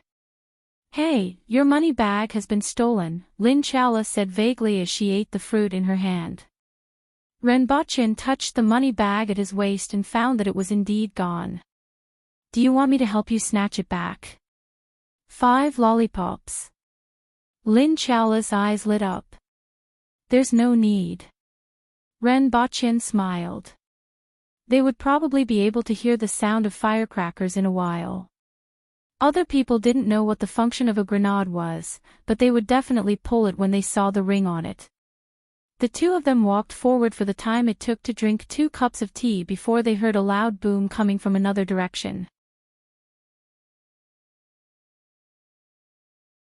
Chapter 432. In a small alley, more than 10 people were gathered there. The surrounding pedestrians stuck their heads out to take a look, but when they saw the ferocious man glaring at them, they hurriedly lowered their heads and left. What happened? A burly man with a full beard and floral embroidery on his body asked in a deep voice. He was wearing a sleeveless jacket and a pleated skirt. Pleated skirts were the traditional clothing of the remnant citizens of the Hao Nation, regardless of gender. I don't know, we just arrived too. The others shook their heads. They only rushed here after hearing the noise. Who's dead? The corpses scattered in the alley were no longer recognizable. They were like rags, and some of their limbs were nowhere to be found. It's Two-Headed Snake. I saw him come in just now, a 15 or 16-year-old youth said from not far away. He went to the streets to work just now. He should have succeeded, but I don't know how he became like this. The youth looked a little fearful. Although he was young, he had seen many life and death situations. Last month, there was a man about his age who stole from the father of a Nine-Blade sect disciple. In the end, he was tied to a horse and dragged to death outside the city. He saw it with his own eyes. Logically speaking, he should be used to seeing dead people and shouldn't show such an expression. The reason why he showed such an expression was because he could see clearly that no one had entered the alley. Just now, he secretly followed behind the two-headed snake to see if he had obtained anything good. He didn't expect to hear a thunderous sound coming from inside the alley as soon as he reached the mouth of the alley. Then, he saw the corpse. There was a strange smell in the air. From the beginning to the end, he didn't see anyone else. Subsequently, he told everyone about what he saw. Everyone was puzzled. Since no one else appeared, how did two-headed snake die? Look at the wall, someone suddenly pointed at the wall and shouted. There were many small holes in the surrounding wall. Because of the explosion of the grenade, the wall was slightly damaged. The traces of these fragments entering the wall were not easy to be discovered. Very quickly, everyone dug out some fragments from the wall. However, everyone still couldn't figure out what exactly happened. This was because grenades were beyond their knowledge. Check if there are any suspicious people in the city, the burly man said. They had to figure out what exactly happened first. At this moment, Renbochin was eating noodles. After staying in Dayo for so long, he could finally eat noodles. There was a small restaurant by the street.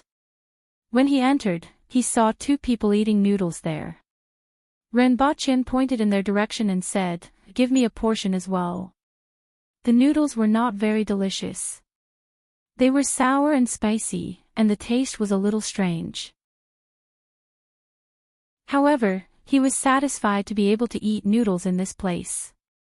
On the way back, Lin Chaola suddenly stretched out her hand at lightning speed and grabbed the hand of a young man in his 20s.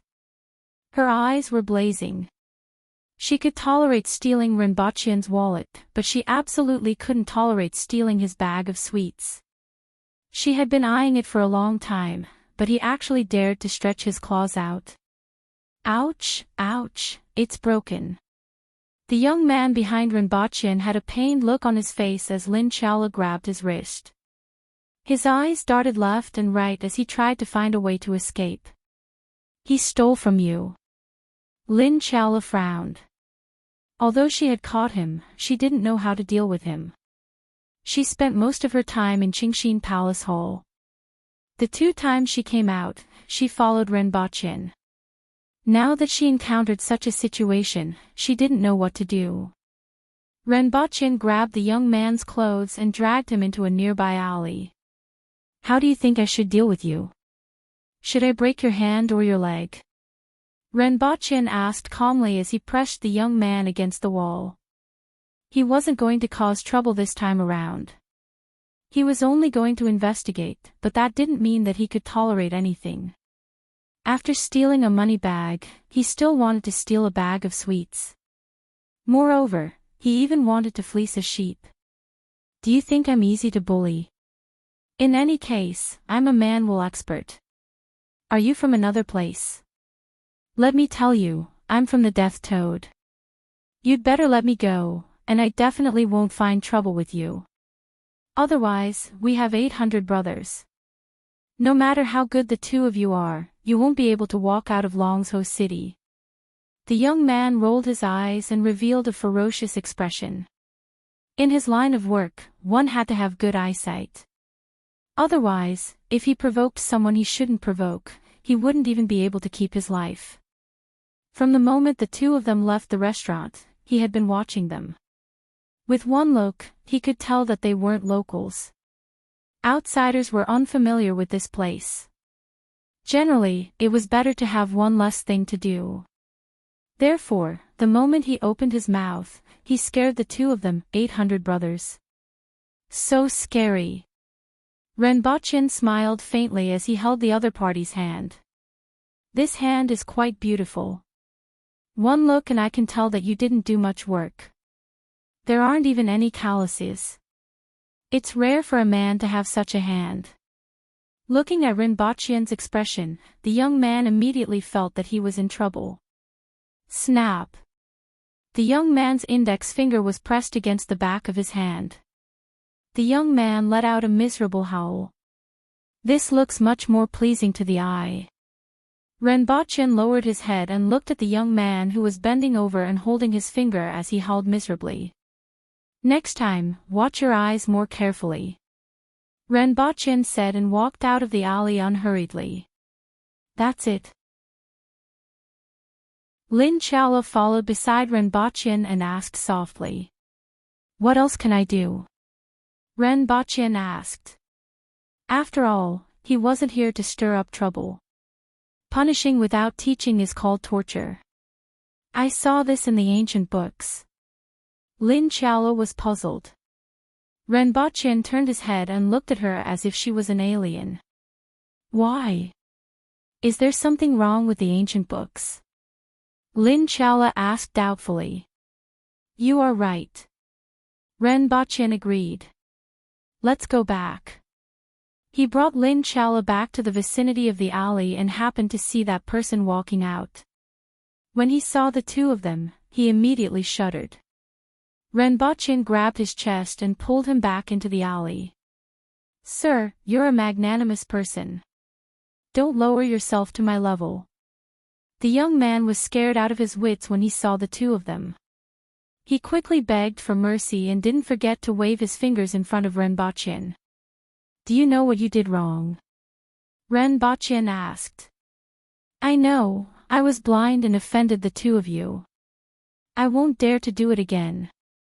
The young man quickly begged for mercy. If you make a mistake, you'll be punished. If you get beaten, you'll have to stand up straight. It's hard to break an earthen jar without leaving the well.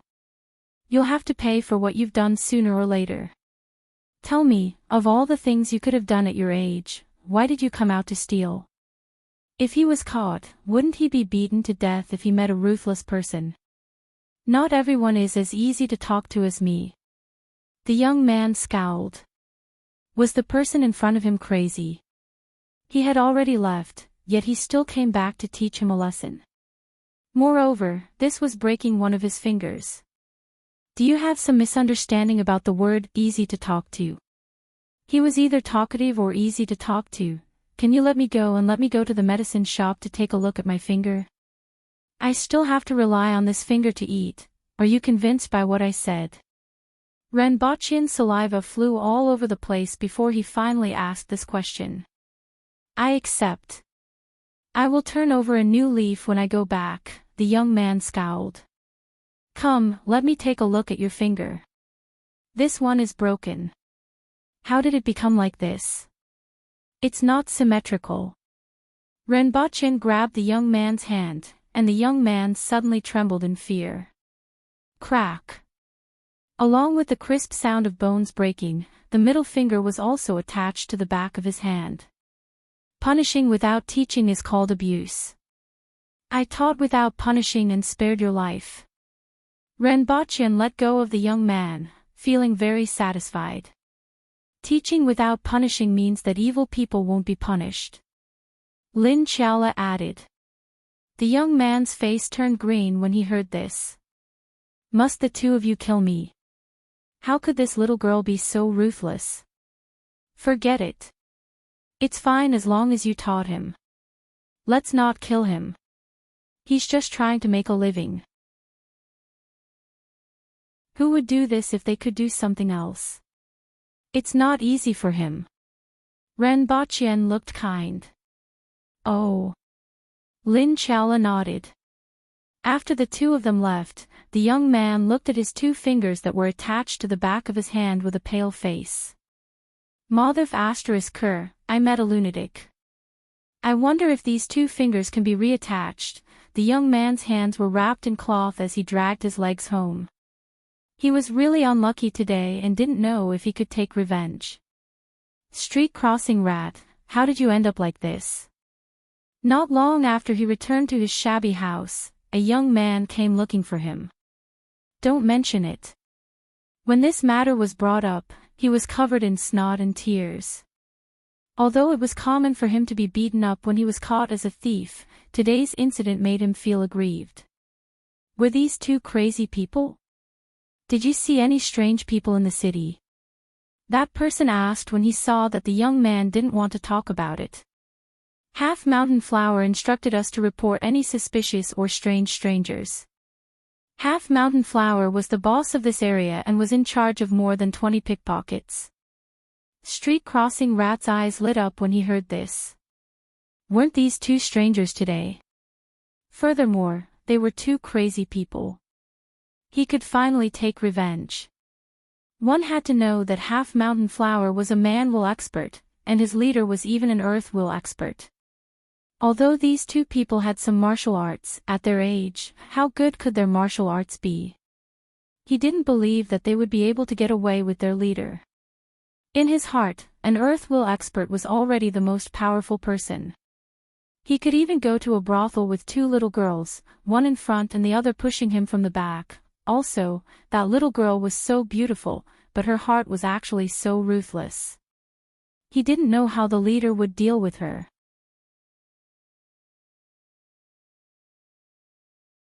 Chapter 433. At night, at the Uli Inn. His son was preparing to close for the day. Although the city gates were open all night, there was basically no one around at this time. When he closed the door and turned around, he felt that his eyes were blurry and quickly rubbed them. There was clearly no one in the lobby just now, but now there was a burly man standing in front of the counter. "Be Sting, are there any suspicious strangers?" The burly man had a square face, thick eyebrows, and big eyes. He was considered dignified and tall. Although he was not as tall as the Aboriginals, he was slightly taller than the ordinary remnant citizens of the How Nation.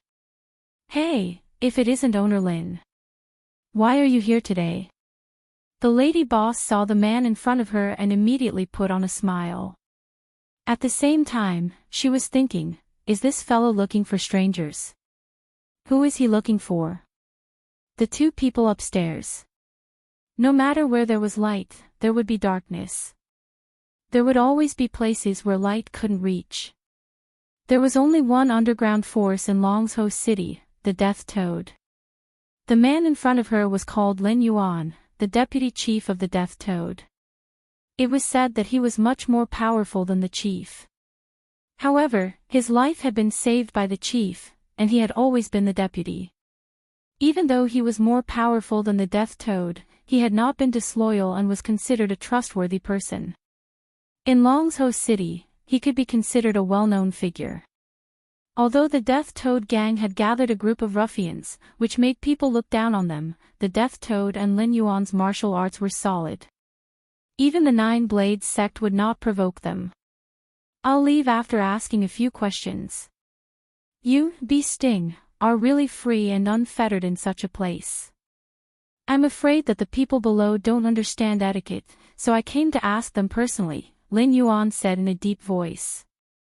"Oh. It can't be a small matter to trouble Owner Lin, right? I don't know why you're making such a fuss," the lady boss said softly as she leaned against the counter. "Just tell me if there are any." "A man and a woman, and they are both young," Lin Yuan said in a deep voice. "You know my rules." The lady boss glanced at the second floor and rolled her eyes. "I understand. Thank you." Lin Yuan cupped his fists.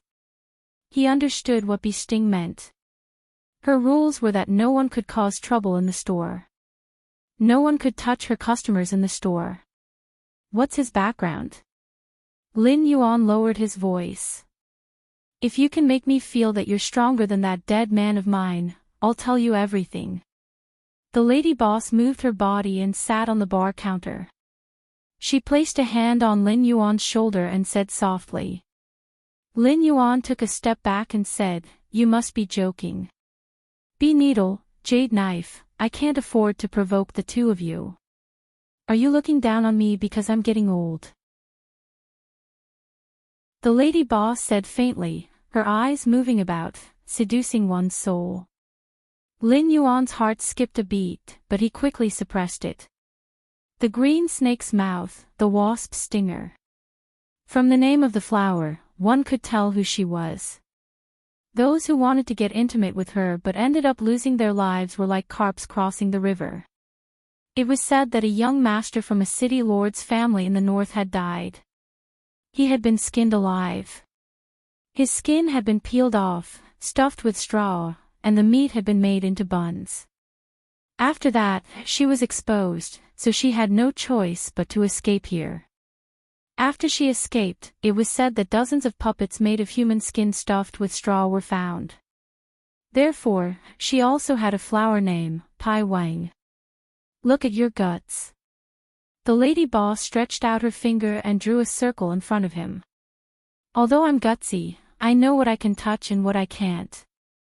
Lin Yuan squeezed out a smile. The lady boss grabbed his clothes and pulled him in front of her. She blew into his ear and whispered, "They said they are merchants from the Yun nation.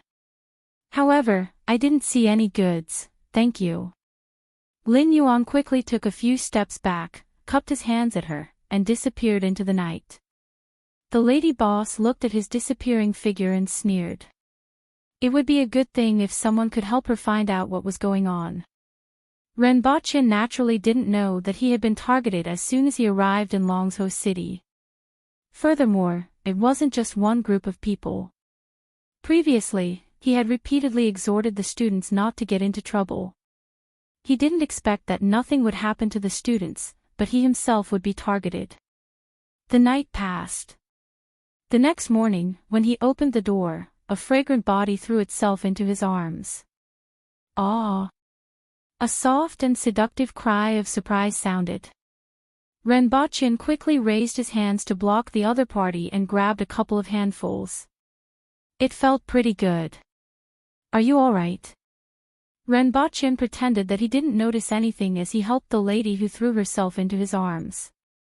"I wanted to ask if you wanted breakfast. I didn't expect to slip and bump into you." The lady boss's face was flushed, and she pushed her chest forward. When she stood up, she gently brushed her hands over Renbochin's body. Renbochin savored the feeling, and his expression didn't change at all. "It's good that you're all right. Prepare breakfast for 2 more."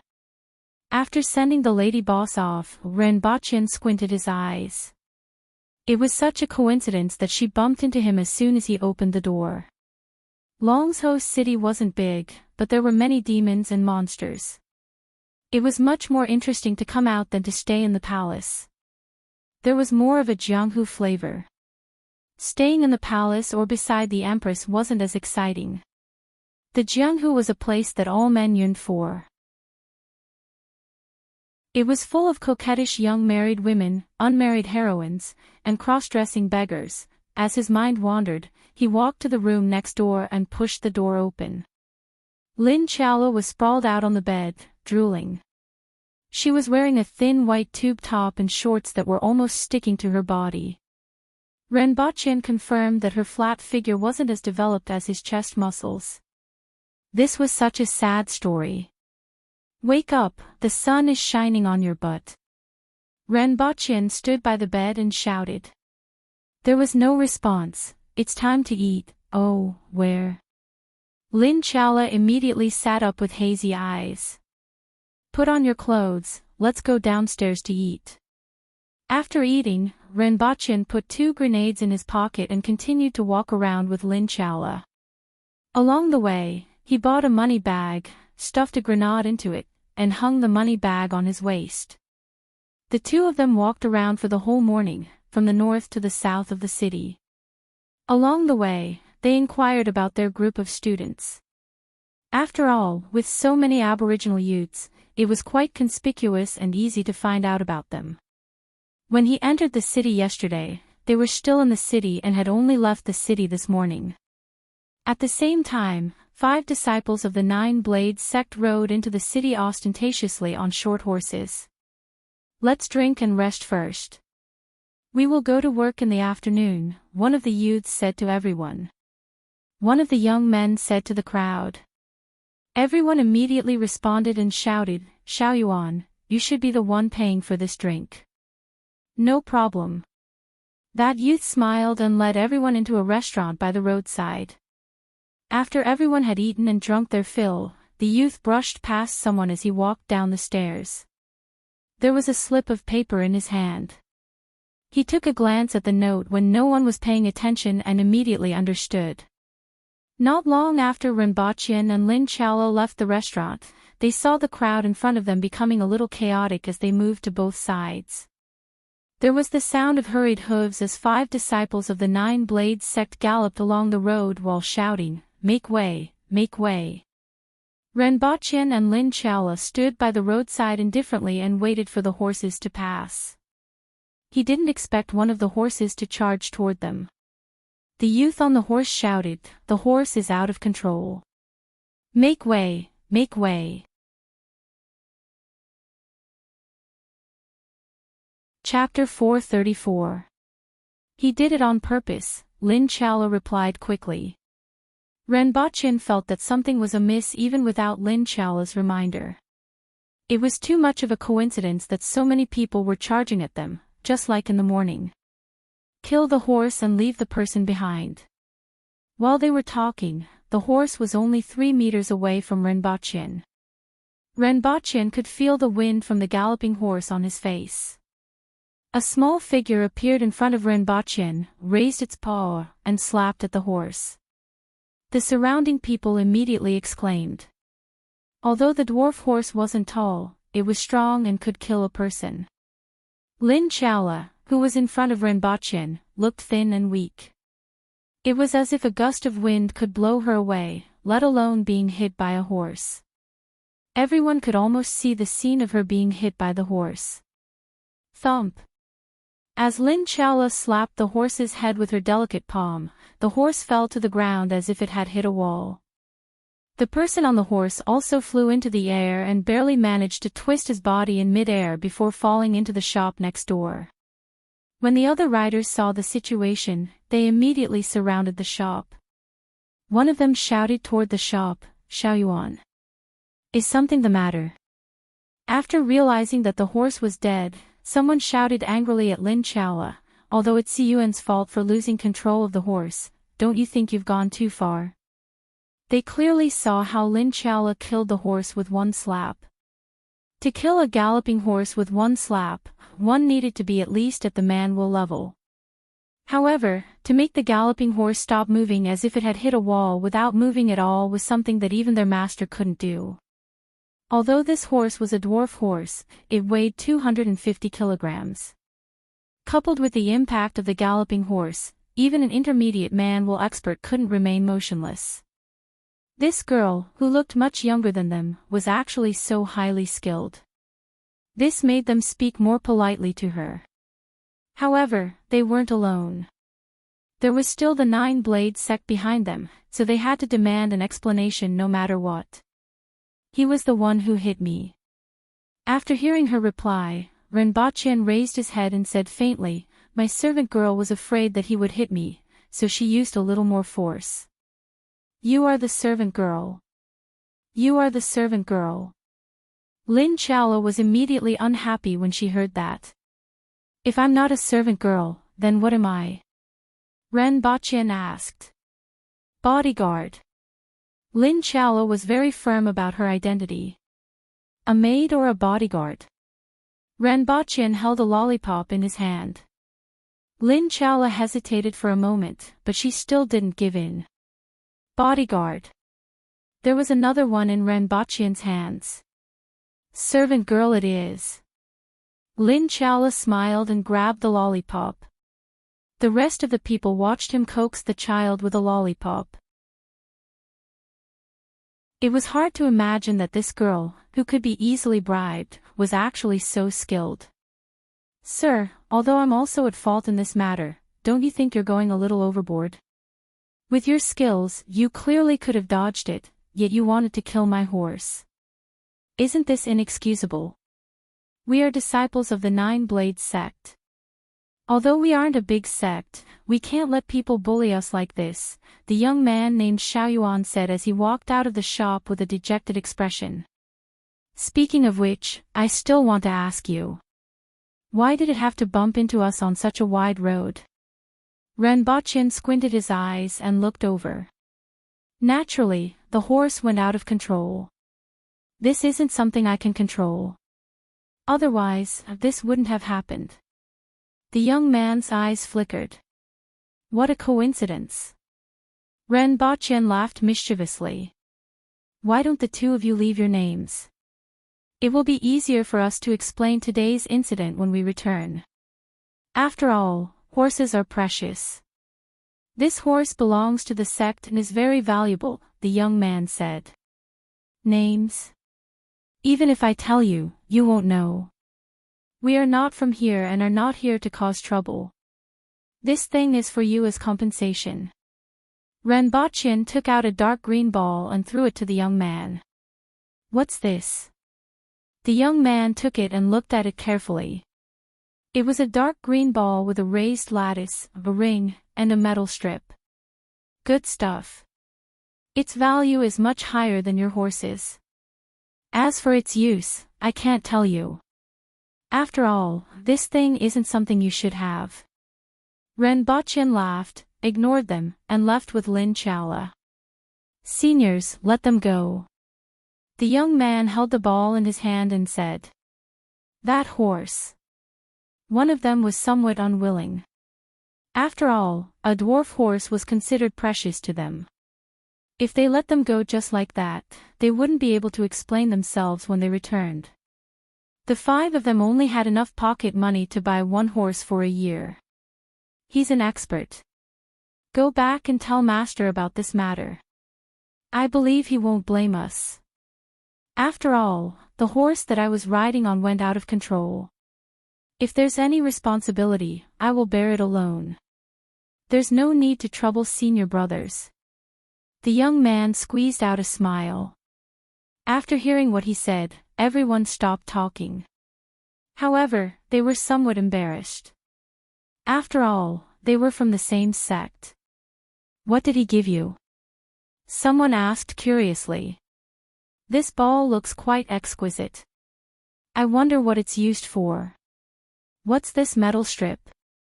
It looks like it's holding a handle. There's a ring. Pull it and see. Maybe it can open. The few of them gathered around to look at the ball that Ren Bachien gave them. After all, even a bodyguard was such an expert. She was so young and pretty, although a little flat. Presumably, the identity of such a person wasn't ordinary. What he gave them wouldn't be ordinary either. Did you pull the ring down? Did you damage it? Let's see if we can open it. Maybe there's something inside. Boom! Hearing the explosion coming from behind, Ren Bachien couldn't help but say, curiosity killed the cat. What did you give them? Lin Chaola couldn't help but ask. If there were guards here, they would definitely know what Ren Bachien gave them. However, she had been sleeping in the city and naturally didn't recognize a grenade. It's just a small thing. Punishing without teaching is torture. Lin Chaola reiterated. There's no chance to punish them even if I wanted to, Ren Bachien replied. Then, he thought for a while and said. It seems like we're being targeted. Forget it. We have a rough idea of the situation here.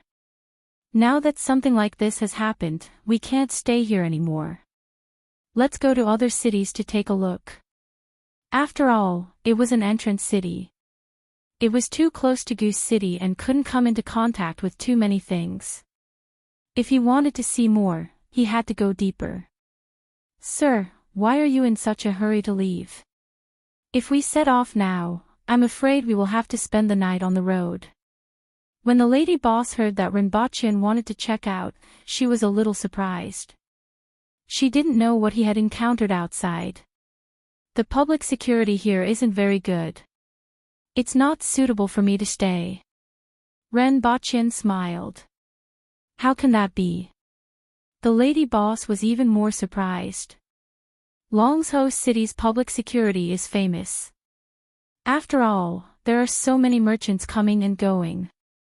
If the public security wasn't good, there would have been chaos. Maybe the public security here has worsened after I came here, Ren Bachien thought to himself, but didn't say it out loud. An hour later, the two of them sat in an ox cart and left the south gate. It's confirmed that it's him. Should we chase after him? A few people stood at the city gate and looked at the ox cart in front. Everyone else looked at the two people in front.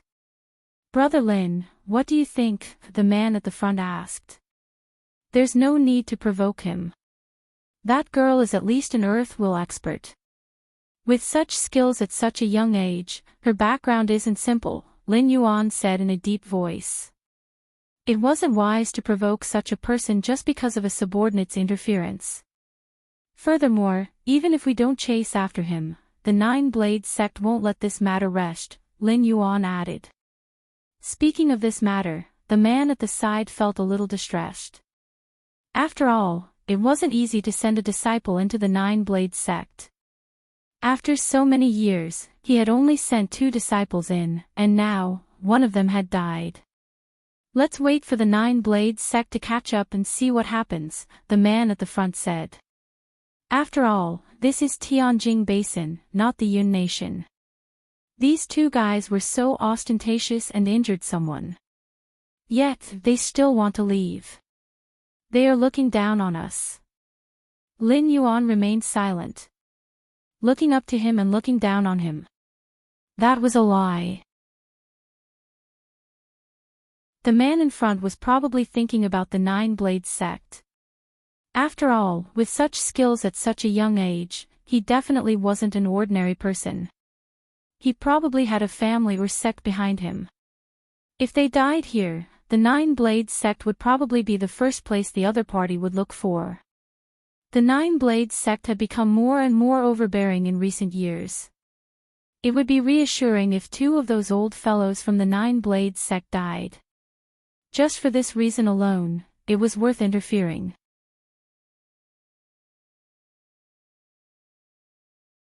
Chapter 435. It was already afternoon when they left the city. They didn't walk too far before the sky turned dark. It wasn't easy for him to find a forest. He parked the ox cart by the roadside and came back with some firewood. The roars of wild beasts could be heard in the forest.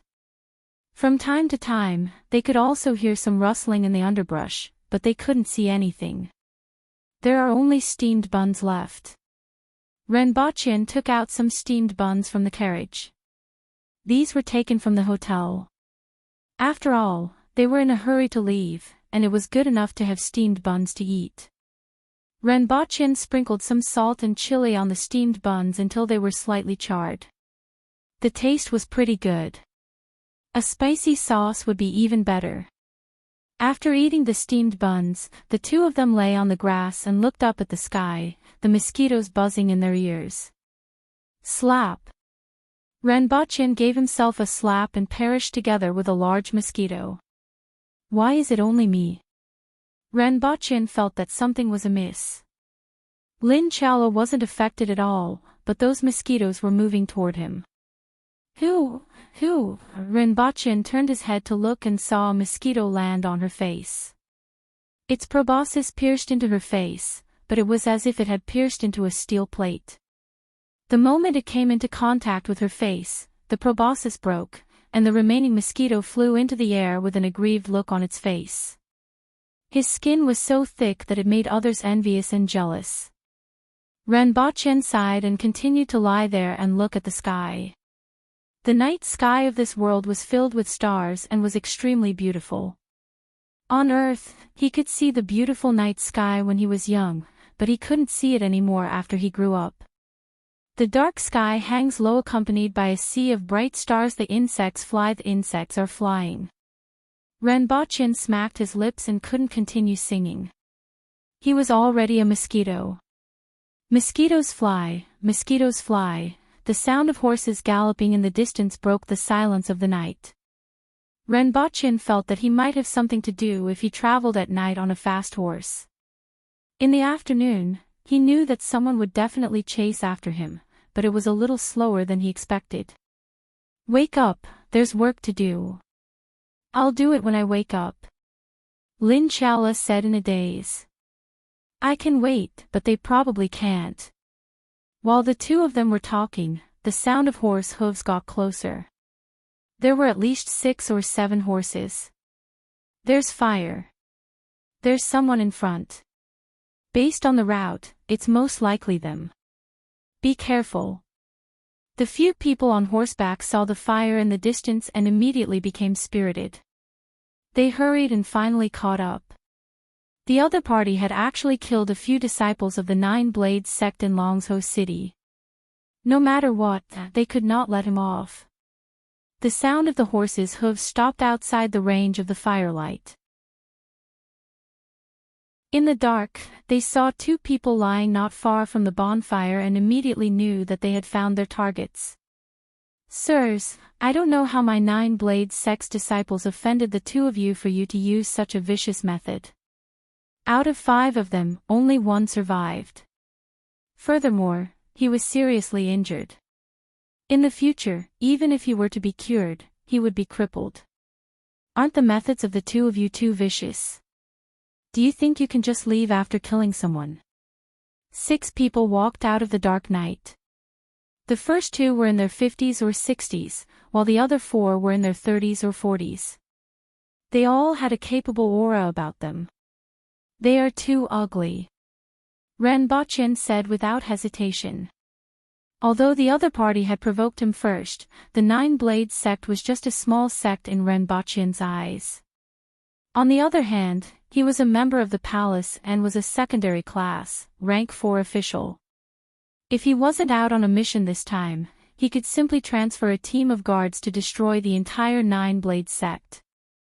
With such a huge gap, he naturally couldn't be bothered to explain to the people of the Nine Blades sect. Furthermore, there was no need to explain. Was he supposed to say that the other party had deliberately offended him and reason with them? Renbochin couldn't be bothered to do such a thing. The people of the Nine Blades sect had come with anger.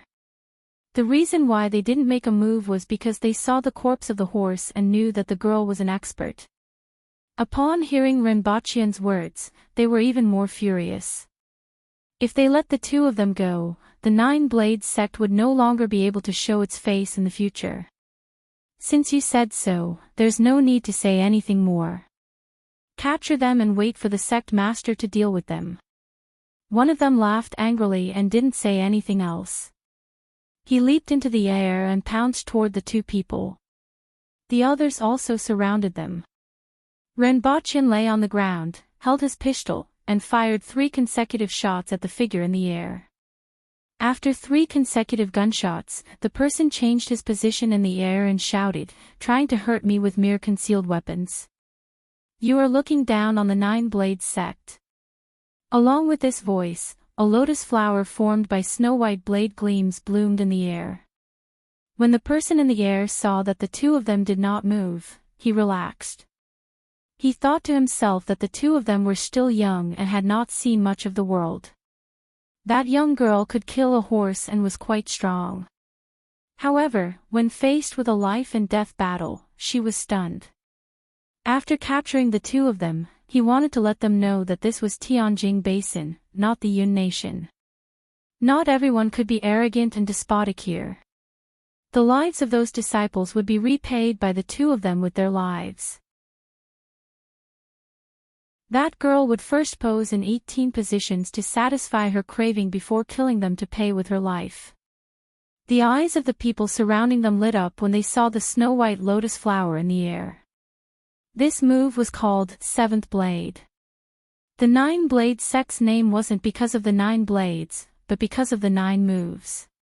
Each move was extremely powerful, and the later the moves, the more powerful they were. No one had mastered 9th Blade for many years, and only the sect leader had mastered 8th Blade. This move was the strongest move after 7th Blade. This elder used the strongest move from the start, and it was obvious that he was determined to win. Just as all kinds of thoughts were running through everyone's minds, a figure suddenly bounced up from the ground and rushed in front of him at a faster speed. The body twisted a few times in the air and passed through the saber light. Before he could react, a claw slashed at his face, and then another. That person's face was covered with 10 bloody marks, and his entire face was beyond recognition. He screamed and fell from the air. This unforeseen event shocked the people surrounding them. One had to know that the person who fell was an intermediate earth will expert, yet he was actually defeated in one round. Spirit wheel. A hoarse voice with a slight tremble could be heard. Everyone was shocked. Spirit will expert. One had to know that a spirit will expert was definitely an expert among experts no matter where he was.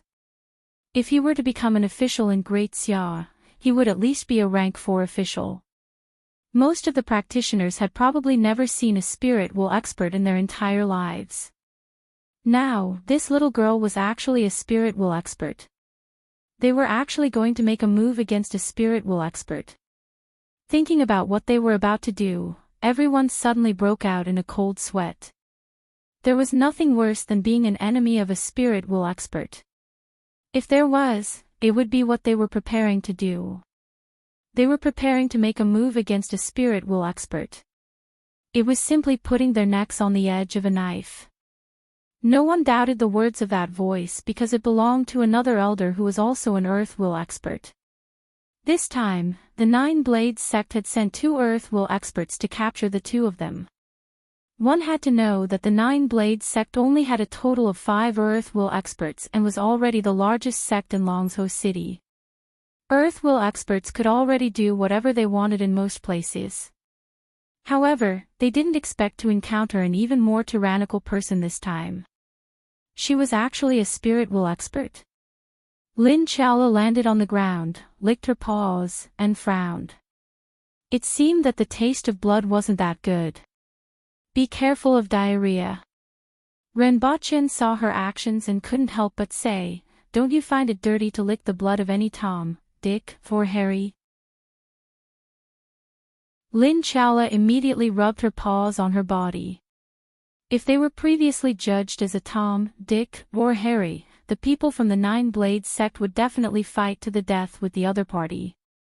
However, after knowing that the other party was a spirit will expert, all these thoughts disappeared. Now, they were thinking about how to leave this place alive.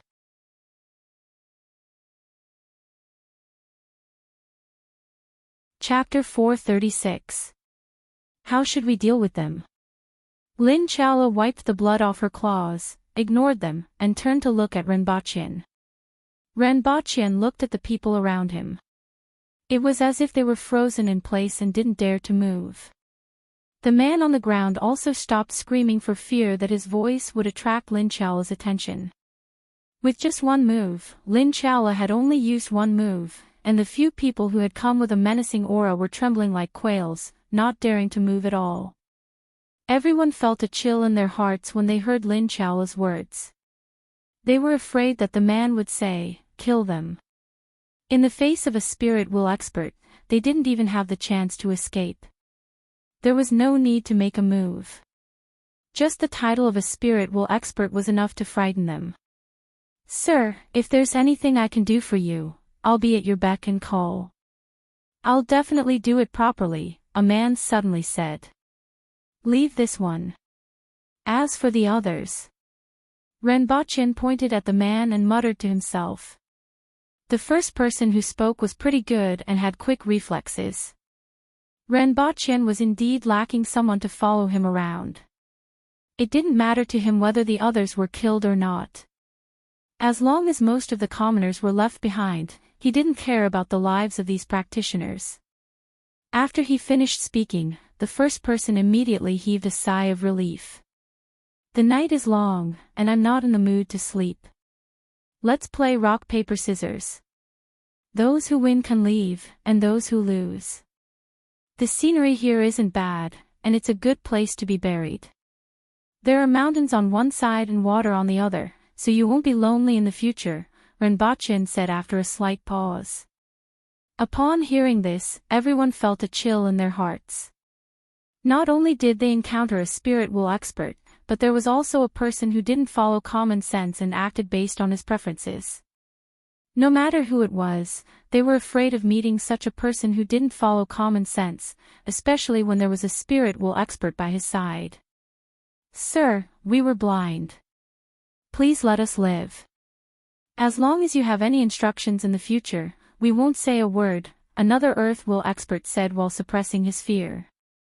At the same time, he cursed his dead disciples. If it weren't for them, he wouldn't have encountered such a situation. Please let us go. We were blind.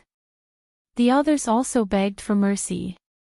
I didn't want to cause trouble, but you guys chased after me. Don't blame me. I've already given you a chance. Renbochin was halfway through his sentence when a gust of wind blew past him. Lin Chaola was gone. Renbochin looked at the empty spot next to Lin Chaola, who was originally standing beside him. Then, he looked at the few man-will experts and 2 earth-will experts around him and felt that he had been F***ed. That simple-minded person actually abandoned her and disappeared. Moreover, he had thrown himself into the crowd and disappeared, surrounded by enemies. Renbochin's expression did not change in the slightest. It was precisely at this moment that he couldn't panic, reveal his cowardice, and let the other party see through him. Sneaking a glance at the few people opposite him, he saw the eyes of the person who had just spoken start to emit an ominous glint. That person was also one of the 2 earth-will experts. The others were also getting restless, but they didn't want to capture him. Instead, they wanted to escape. Just now, Renbochin was still thinking about how to deal with them. In the blink of an eye, the situation had changed, and that spirit-will expert had actually disappeared. How could others not be tempted by such an opportunity? The only thing that made everyone hesitate was what was going on right now. Where did that spirit-will expert go? If he ran away and was caught, his fate would be even worse. Or should they capture the person in front of them?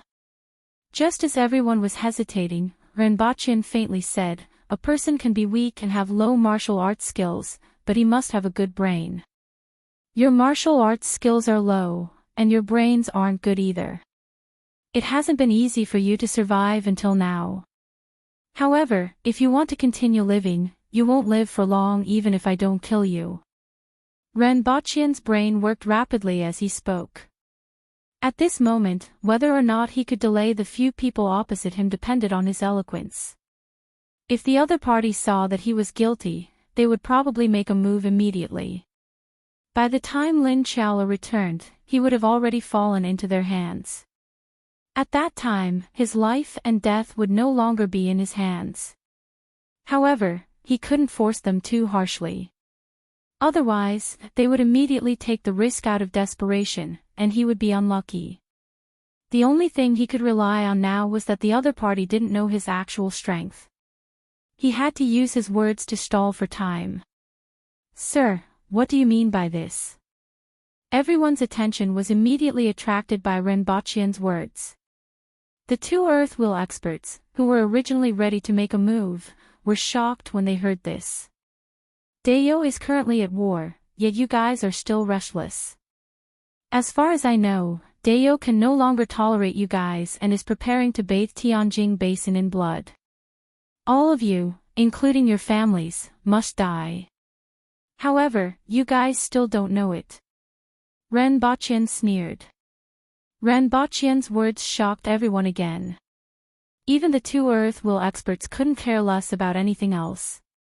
Even though the remnant citizens of the Han Nation and the Aboriginals were in the same nation, they were like fire and water. It wouldn't be a day or two before the remnant citizens of the Han Nation wanted to leave this basin. Everyone knew after birth that the vast land outside belonged to them in the past, but now, they could only hide in this basin. Under such circumstances, the remnant citizens of the Han Nation naturally had many tricks up their sleeves. Shiwanya, the Protectorate of the South's Protectorate of the South, would seize the slightest hint of this situation and kill everyone.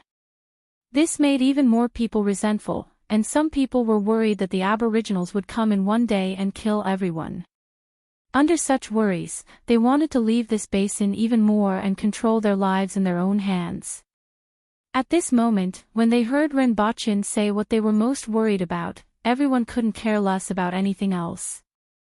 How did Sir know? An Earthwill expert hurriedly asked. Right now, he couldn't care less about the other party and escape. One had to know that Rinpoche's words involved all the people in Tianjin Basin, even if they had families. That's why I'm here, Rinpoche said faintly. Everyone wanted to ask more questions, but a figure suddenly appeared among them.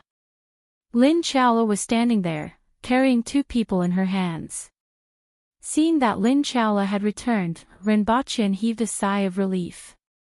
Even though it had only been 2 minutes, it was enough for him to die several times over. However, now wasn't the time to talk about this. Who is this? They were peeping in the forest just now. Lin Chaola threw the 2 people to the ground. Their faces were scratched one after another.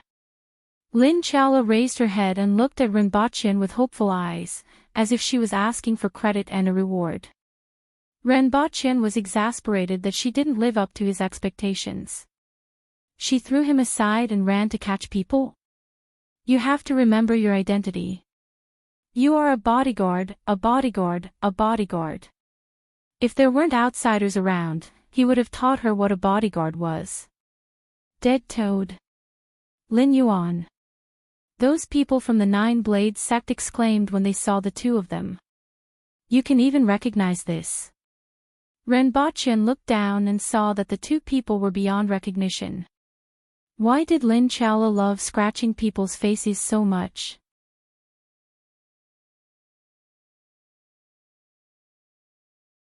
Chapter 437. Death Toad. Is it that gang from Longzhou City? Rinpoche had heard of the Death Toad when he was in Longzhou City, so he immediately thought of it when he heard the name.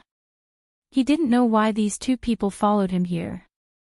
Yes, these 2 are the chief and deputy chief of the Death Toad. Sir, what you said just now was a lie, right? A trembling voice asked. Normally, the people from the 9 Blades sect would definitely want to know why these 2 people were following them. However, they were more concerned about what Rinpoche said just now. One had to know that what Rinpoche said just now was simply too important to them. If Dayo really wanted to use their troops in Tianjin Basin, they were afraid that blood would flow in this cage eventually. Other than a few experts who could escape by climbing over the surrounding mountains and cliffs, the rest had nowhere to run. Now, they only hoped that Rinpoche was lying to them and completely threw aside the fact that Rinpoche wanted to take their lives just now. Lie to you? Is there a need for me to do that? Rinpoche sneered. Tianjin Basin was now like psoriasis to Dayo. If one day, the Empress no longer cared about the original agreement and wanted to slaughter these remnant citizens of the Hao Nation, he reckoned that the entire imperial court would raise their hands in approval. Dayo had never learned how to appease people, and it had never been a country that paid attention to etiquette and benevolence. To them, killing was the most convenient thing. Hearing what Rinpoche said, the people from the 9 Blades sect were speechless and had an ugly look on their faces. Sir, you are here for. Just now, Rinpoche had said that he was here for this matter. Furthermore, with a spirit-will expert by his side, it increased the persuasiveness of his words.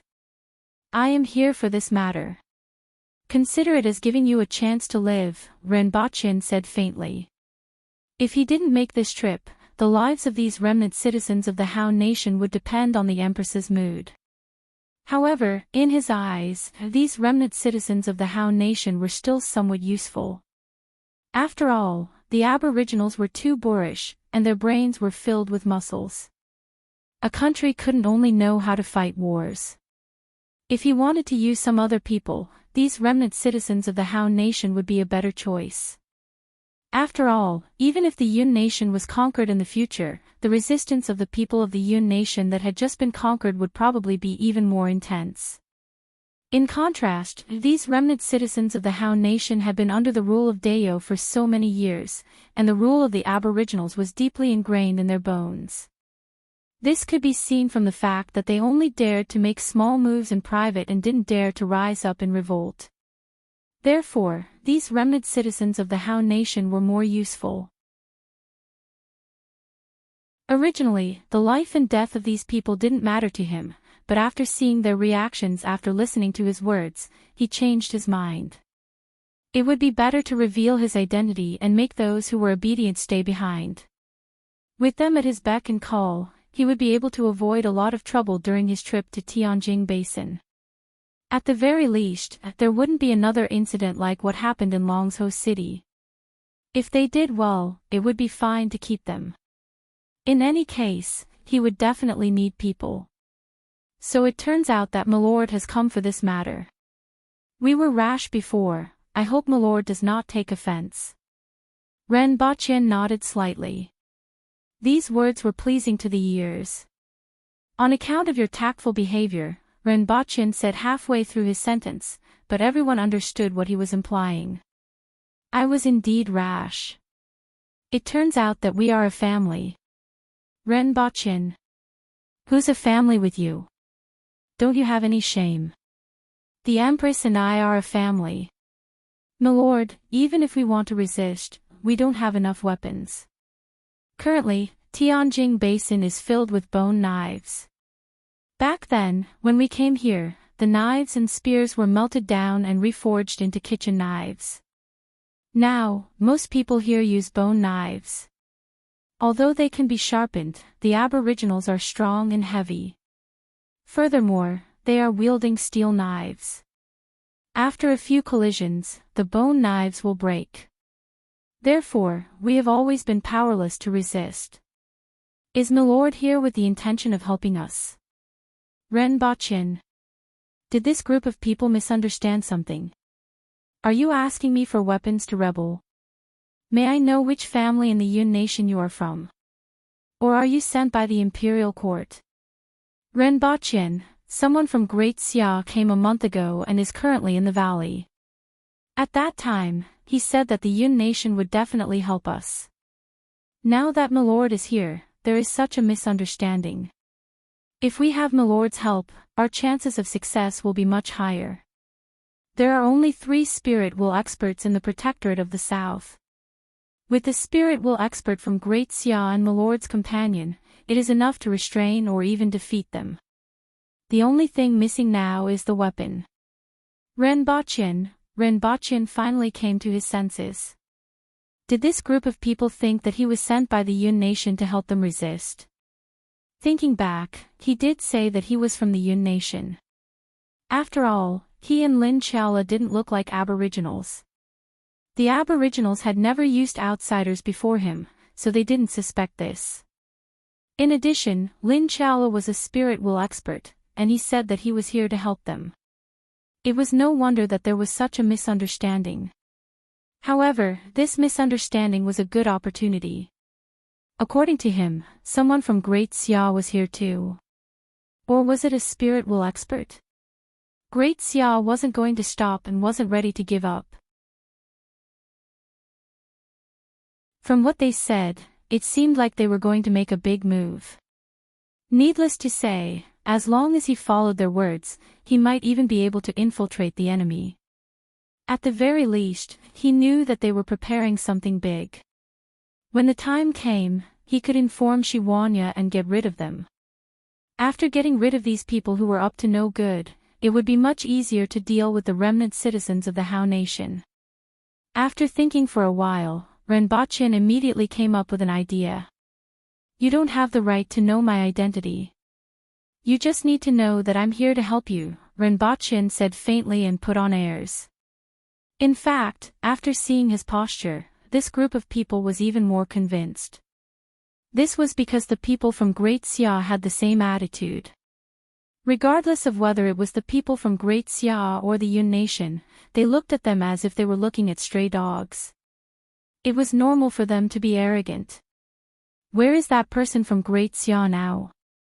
Ren Baqian asked. He went to the Golden Ring residence previously. His current location isn't something we know.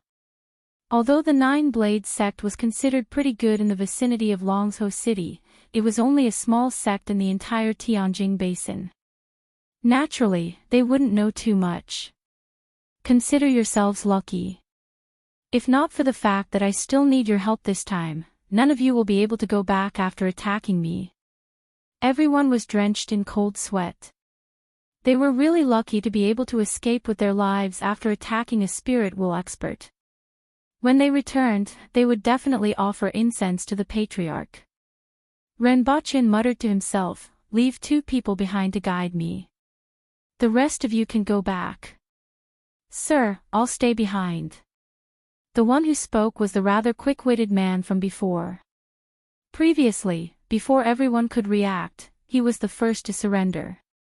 At this moment, he was the first to do so. He also had his own thoughts. Previously, he did it to survive, but now, he wanted to hug Renbochin's thigh. As long as he hugged Renbochin's thigh, even if the rebellion against the Aboriginals failed in the future, he might still be brought away.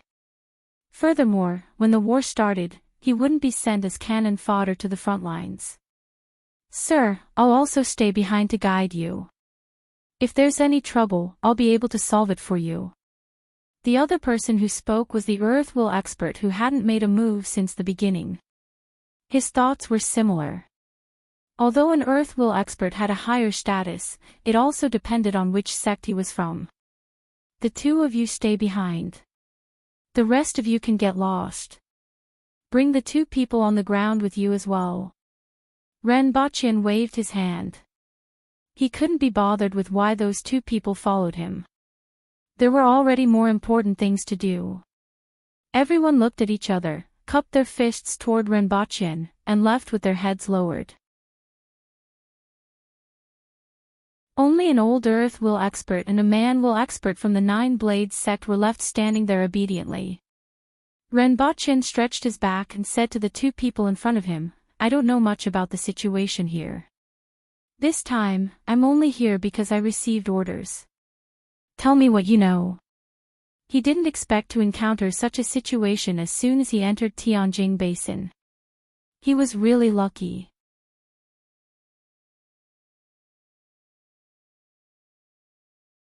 Chapter 438. A few disciples from the 9 Blades sect tied the Death Toad and Lin Yuan to their horses and left under the cover of the night. Along the way, everyone looked at these 2 people from time to time.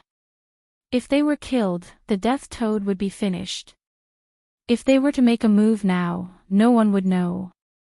That person from the Yun Nation would probably not care about such a small matter. "I'm afraid there will be a war in the future. At least the 2 of them are a fighting force." In the end, the Earth Will elder whose face was scratched by Lin Qiao sighed, and everyone gave up on this idea. In the wilderness on both sides of the road, a man and a woman hid in the dark and watched this group of people pass by with suspicious expressions. "How did that coward Lin Yuan end up in the hands of the 9 Blades sect?" a woman asked in a languid voice. "Are they chasing after the 2 people you mentioned?" the man asked. "Most likely, but the situation is a little strange. Are we still going? I'm afraid there's a problem. Go back and find out where the 2 people from the 9 Blades sect went." After daybreak, Renbochin and the others headed toward the Golden Ring residence. It would normally take 4 days to travel from Longzhou City to Jiasei City, but it took them 5 days. Along the way, Renbochin obtained a lot of useful information from the 2 people from the 9 Blades sect. They knew a lot more than what Renbochin had inquired about previously. After all, there were many things that these sects knew, but ordinary people didn't. The division of power in Tianjing Basin was much more complicated than what he knew from Shiwanya. There were more than a dozen powers and hundreds of sects, big and small. Their relationships were intricate and chaotic. However, there was also an alliance behind them that had been contacting all sides to prepare for an uprising. This alliance was led by 3 major powers and 8 major sections. Among them, the 3 major factions were the 3 biggest factions in Tianjing Basin, and they controlled almost all the cities in Tianjing Basin. They were the North Alliance, the Southern Metropolis, and the Green Bellflower. Among them, the North Alliance was the most powerful, followed by the Southern Metropolis, and the Green Bellflower was the smallest. However, the internal structure of these three powers was also complicated. One of the 8 major sects was the Golden Ring Residence. Its sphere of influence covered 6 cities, not the 3 that Rinpoche had heard before. The Golden Ring Residence was the smallest of the 8 major sections. The largest one was called the Spiritual Mountain Sect. It was the largest sect in the Northern Alliance. Its sphere of influence encompassed close to 20 cities. Many of the generals in the Northern Alliance came from the Spiritual Mountain Sect. In addition, among these 8 big sects, there was one that Rinpoche found rather interesting. It was called the Mengsing Pavilion, and it was located within the territory of the Green Bellflower. It was said that all the members of the pavilion were women, and one of the pavilion masters was called Qingling. From this name, one could guess the relationship between the two parties. Along the way, Rinpoche felt more than once that these 2 people from the 9 Blades sect were really stupid. They didn't even have the slightest bit of suspicion towards him. They didn't even know his exact identity before telling him everything they knew. However, thinking about it, it was probably because the ancient race had never had any outsiders before. The ancient race and the other races were mutually exclusive. The 2 of them had never doubted that they would stand on the side of the ancient race. In addition, they were too desperate for outside support. They wanted to get out of this cage and take back their original land. At the thought of this, he felt that they were rather pitiful. Although he was pitiful, he could not pity him. There was no right or wrong between the 2 sides. It was just that their positions were different, and they were enemies.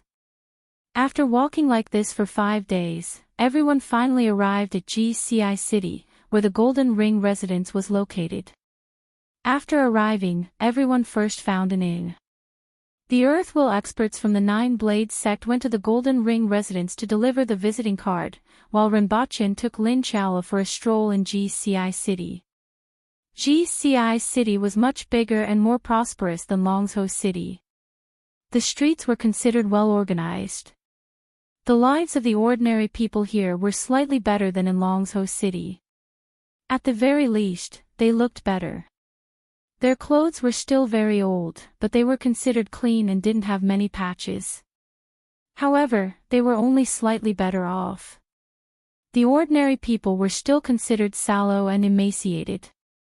In general, after visiting these 2 cities, Rinpoche roughly understood the living conditions of the remnant citizens of the Hao Nation. Poverty had always surrounded them, and having a full stomach was probably their biggest wish. In addition, what attracted Rinpoche was the various shops on both sides of the street. Whether it was daily necessities like salt or cloth, the prices here were 50% higher than in Lan City. In addition to those common shops, there were also many unique shops. For example, a bone grinder shop specialized in sharpening bone knives, arrowheads, and other weapons. Rinpoche specially went in for a walk and finally bought a bone knife. This kind of bone knife had a very sharp edge and was almost as sharp as an iron knife. Its biggest flaw was its hardness and toughness, which couldn't be compared to iron products. If it were to be chopped by an iron knife, cracks would appear after a few hits. Some bones had good toughness and hardness and could be made into knives that could be used for a long time. However, these were very expensive and weren't affordable for ordinary people. Is that the disciple of the Golden Ring Residence? Rinpoche raised his chin at the back of a figure in the crowd in the distance. From where he stood, he could see the other party. He was carrying a long bone knife with a row of 9 golden rings on the back of it. When walking, the golden rings would make a crisp sound when they hit the back of the bone knife. Previously, Rinpoche had heard from them that these golden rings were made using a special method. When wielding the bone knife, these golden rings would make an ear-piercing sound that would interfere with the other party's 5 senses and easily make the other party impatient. If one were to fight with a disciple of the Golden Ring Residence under the sun, not only would one have to be careful of being disturbed by these golden rings, but they would also have to be careful of the reflection of the light. The Golden Ring Residence had a unique technique. When wielding the knife, these golden rings would reflect the sunlight and form countless light fragments that would interfere with the other party's vision. With their ears and eyes disrupted by light, it would be difficult for even a level 1 Golden Ring Residence disciple to deal with them. Yes, sir, the Nine-Blade Sect disciple replied. The Nine-Blade Sect disciple replied. This person's name was Lu Xing, and the Earthwill Elder was called Lu Chongmei. While Renbaqian was strolling around the city, the Empress was sitting in the garden in a daze. Without that person by her side, these days were getting more and more boring. She wasn't even interested in watching television. Sure enough, it was more interesting when he was around. In the past, she had always been alone and didn't feel anything. However, after having someone by her side, it was especially easy to feel lonely. Has there been any news from him? The Empress asked without raising her head. Your Majesty, Sir Ren didn't bring the radio with him this time. Qing Yuan whispered behind her. After that, she turned her head and stuck out her tongue at Hong Wuan. Her eyes were full of smiles as she thought, Sir Ren has only been gone for a few days and Her Majesty already misses him. The Empress sat for a long time before getting up and walking to the candy tree. The candy on the tree was already 1/3 gone. At that time, Renbaqian had solemnly vowed that he would return after finishing the candy. The Empress picked up a pair of scissors and cut off another piece of candy. When she looked again, there was only half of it left. If he doesn't return after finishing the candy, I will tie him up and hang him on the tree. The Empress raised her eyebrows and thought to herself. She heard that there were 23 ways to tie someone up. She could try all of them.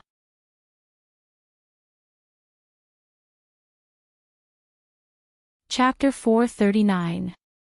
When Renbaqian returned to the inn, he saw a few short-legged horses at the entrance and a few disciples of the Golden Ring sect with bone knives on their backs standing there.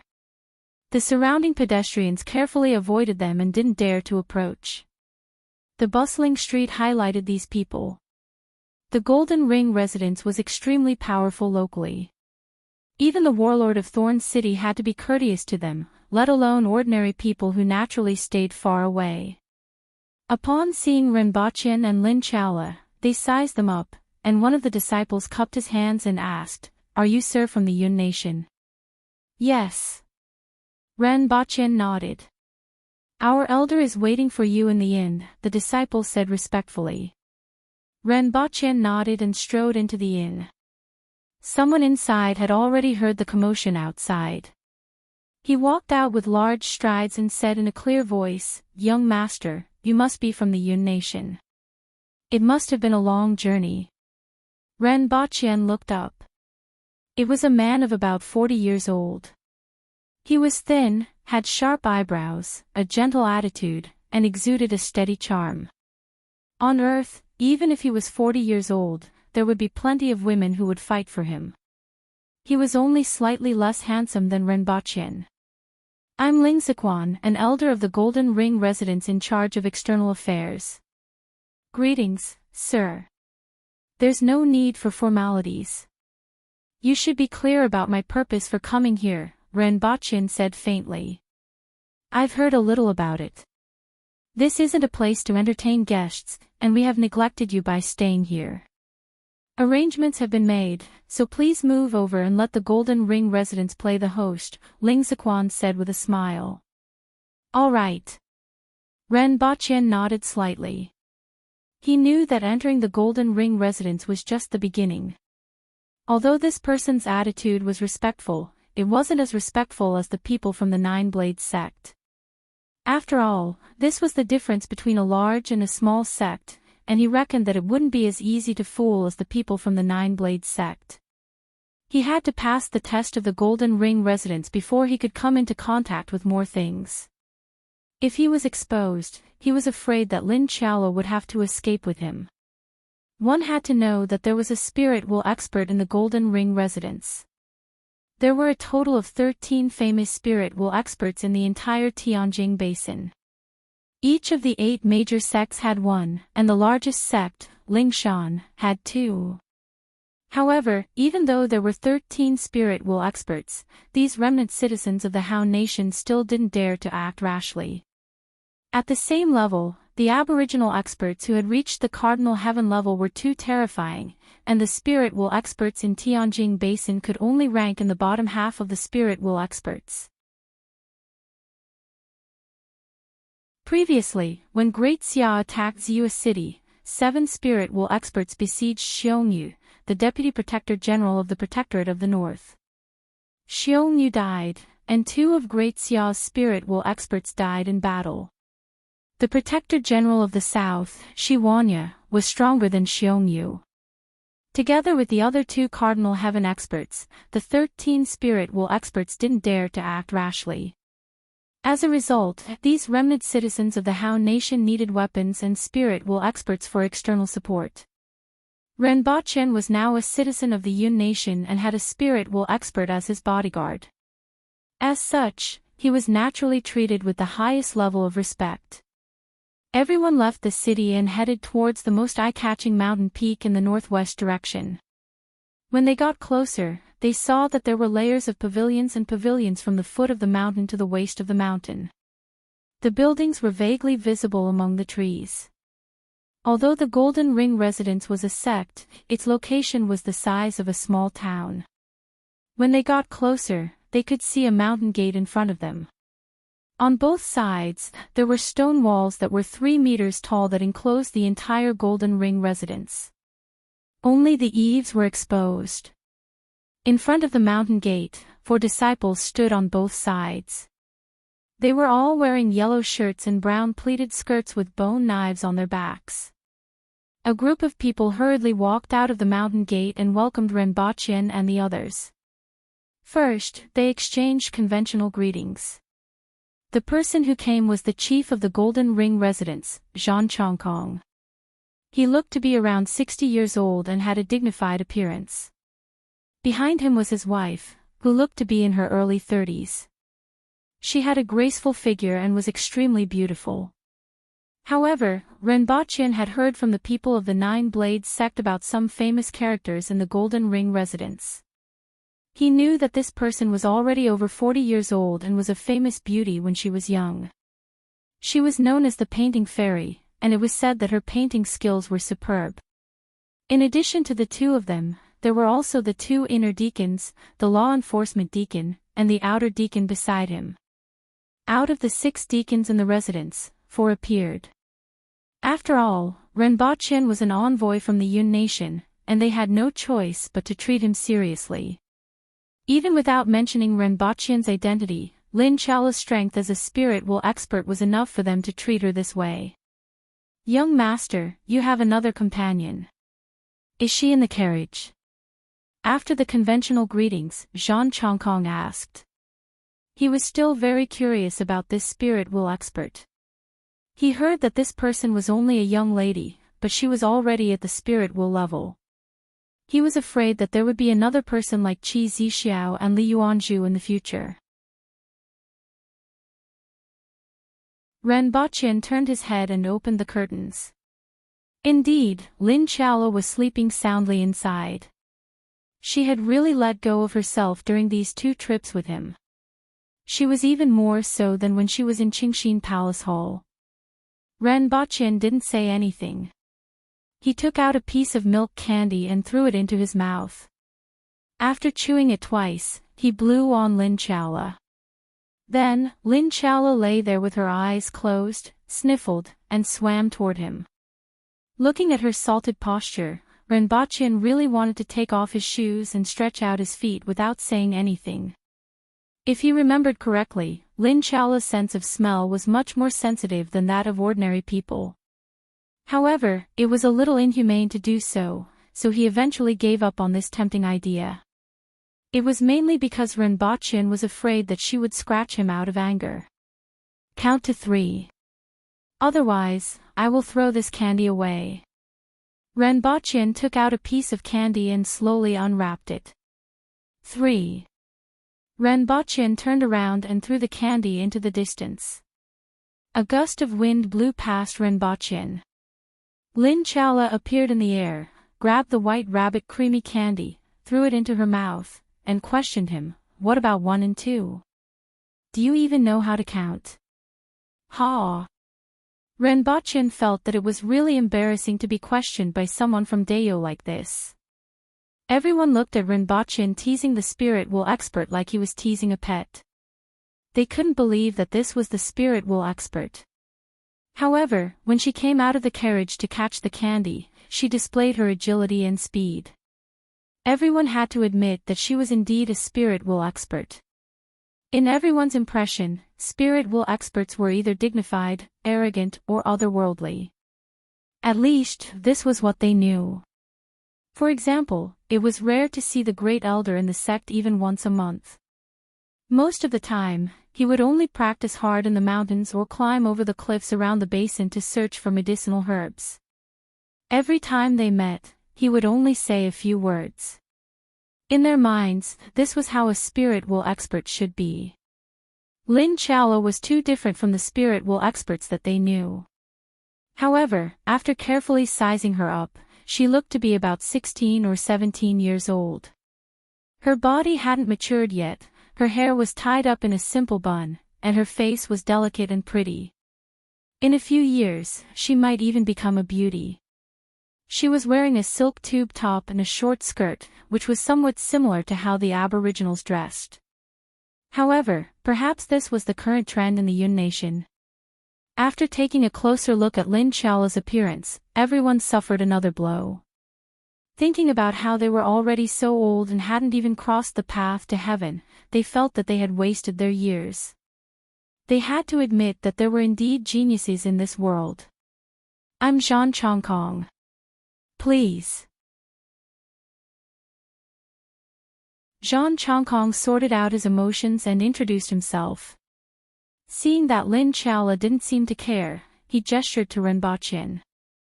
Renbochin and Zhan Chongkong walked side by side while Lin Chala stared at the bag of candy hanging from Renbochin's neck. Her gaze swayed along with the candy bag. Painting Fairy wanted to chat with her, but she didn't know her temperament. Seeing that her attention was focused on the person in front of her, she gave up on the idea.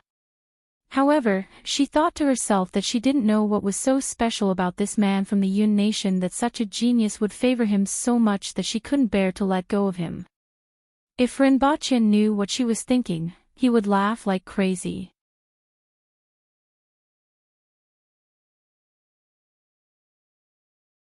Chapter 440.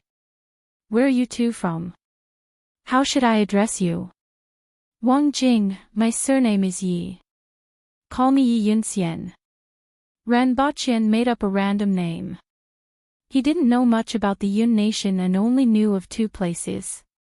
One was the capital of the Yun Nation, Wangjing, and the other was Qingfeng City. As for the culprit, she only knew of one person, Yi Ku, the warlord of Qingfeng City.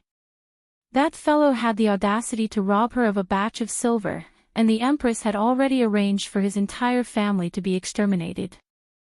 After all, he was only pretending to be a Yun Nation merchant at the beginning. He didn't do much research on the various aspects of the Yun Nation. He didn't expect that a freak combination of factors would lead to the current situation. Wild Cloud Immortal, overflowing with immortal chi. What a good name, Painting Fairy praised. Previously, the 2 of you from the 9 Blades sect did not speak in detail. I wonder if Mr. Yi could tell us the detailed purpose of your visit. External Warden Ling Ziquan asked. His question was also what everyone wanted to ask. This was what everyone wanted to know the most at the moment. At this moment, everyone was in the middle of the banquet. 17 glowing pearls hung in the air. The light was very good and soft, not dazzling at all. It was also not as oppressive as the lamps. The entire hall was brightly lit. Renbochin looked at it enviously. This wasn't an ordinary night luminescent pearl. Night luminescent pearls weren't this bright. This thing was almost as bright as a 40-watt light bulb. It could definitely be considered a treasure. At the highest table were Zhan Chongkong and Painting Fairy. Slightly below them were Renbachian and Lin Chaola. Further below them were the two people from the Nine Blades sect. Opposite him were the 6 great deacons of the Golden Ring residence. At this time, he finally saw all of them. We have the same enemy. As he spoke, he glanced at Lin Chaola from the corner of his eye and saw that she was setting up a tower. She piled up the candies that Renbachian had just given her, took out a piece from the pile, and scattered it all over the place. Everyone nodded in agreement. The Aboriginals were indeed their common enemy. They occupied your homes and forced you to live and reproduce in such a place. Most of you will never be able to take a step out of here. Like a bird in a cage. A mournful look appeared on everyone's face. Renbachian's words struck a chord in their hearts. No one was willing to be kept like a caged bird here, even if this place was so big that most ordinary people wouldn't be able to walk around it in their entire lives. That did not hide the fact that they were being held here. The vast and boundless world outside was what they yearned for. This is the best chance you've had in years. Dayo has just had a war with Great Xia and is now at war with us. They have almost no time to care about other things. If you launch an attack at this time, they will be attacked from the front and rear, and will definitely be in chaos. With us restraining the northeastern forces, the pressure on you will be the least. In the north, there was still Great Xia. Presumably, they would not sit idly by. At that time, there would be wars everywhere, and they would definitely not be able to hold on. This is your best chance to leave this place and take back your original land. Renbachian spoke very slowly. Even though he was talking about something that everyone already knew, it struck a chord in everyone's heart because everyone was thinking the same thing. Wasn't this the reason why the people from Great Xia came? This was indeed the best opportunity in 70 years. If he wanted to wait for another opportunity, who knew how long it would take? How many years would it take? We are aware of this matter as well. However, it wasn't just empty talk if he wanted to start a war. I wonder if you can give us some help? Zhang Chongkong asked bluntly. Both parties had the same goal, so there was no need to probe each other. What he wanted was to get to the point as soon as possible. 20,000 spear tips and 5,000 swords. Of course, these aren't free gifts, Renbachian said faintly. What are your conditions? You need to start a war as soon as possible, preferably within 3 months. In addition, there are some things that I'm afraid you can't decide on, Renbachian said. Even though everything was fake, the conditions still had to be stated. The harsher the conditions, the easier it would be for the other party to believe them. If he didn't state any conditions, there might be some loopholes. Many times, people were strange. On one hand, they hoped that others would be more generous to them. On the other hand, when the other party was really generous, they would become suspicious. We aren't ready yet. Zhang Chongkong said. Time flies. By the time you are ready, Dayo will be ready too. According to the information I received, they are already training new soldiers. How many? Zhang Chongkong quickly asked. 40,000. As soon as he said this, the room suddenly became quiet. 40,000 soldiers wouldn't be able to do much in either Great Xia or the Yun Nation. But if it were 40,000 ancient race soldiers, that wouldn't be a small number. There was silence in the room. Renbachian looked down while the others pondered in silence. This matter is too big and doesn't involve the Golden Ring residents alone. We will discuss it later. Mr. Yi, why don't you meet the higher-ups of our alliance and discuss this in detail? This matter wasn't something that the Golden Ring residents could decide. Zhang Chongkong thought about it and put this matter aside. It was enough for him and the others to know the purpose of this person and some other information. The rest would be left to others. When can I meet the higher-ups of your alliance? Renbachian asked. I don't have much time to waste here. Mr. Yi, you must be tired from the long journey. After tonight's banquet, we will send someone to send you there tomorrow. The journey will take 8 to 9 days. Let's toast to Mr. Yi first. No matter what, you are our friend. Zhang Chongkong raised his wine cup and toasted him from afar. Cheers. Ren Baqin drank it in one gulp. His eyes moved slightly. The taste of this wine was unexpectedly good. Even though the alcohol content wasn't high, it was sweet and palatable. There was also a kind of plant fragrance. After drinking this cup of wine, he felt refreshed and the tiredness from the continuous days of travel had dissipated. Mr. Yi should have never drunk this wine before. After brewing, this wine has to be stored in the trunk of a hanging tree for a year before being sealed in a mud jar for 3 years. The wine that Mr. Yi drinks is produced from a 1,000-year-old hanging tree. Every year, less than 50 liters are brewed. Even I can't bear to drink it. Indeed, it's not bad. Ren Baqin nodded. He finally found a good point about the remnant citizens of the Hao Nation.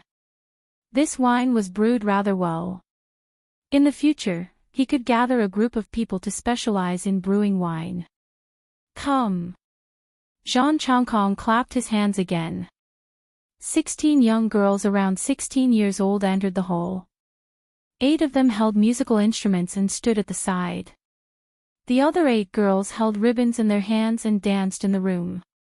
As the girls danced, their graceful figures were faintly discernible under the light muslin. Their ribbons fluttered in the air, attracting Ren Baqin's attention. He had to admit that the remnant citizens of the Hao Nation were much better than the Aboriginals in this aspect. The dance of the Aboriginals was full of primitive wildness. Even though it was interesting to watch it occasionally, it wasn't as suitable and aesthetically pleasing as the dance of the young girls in the hall.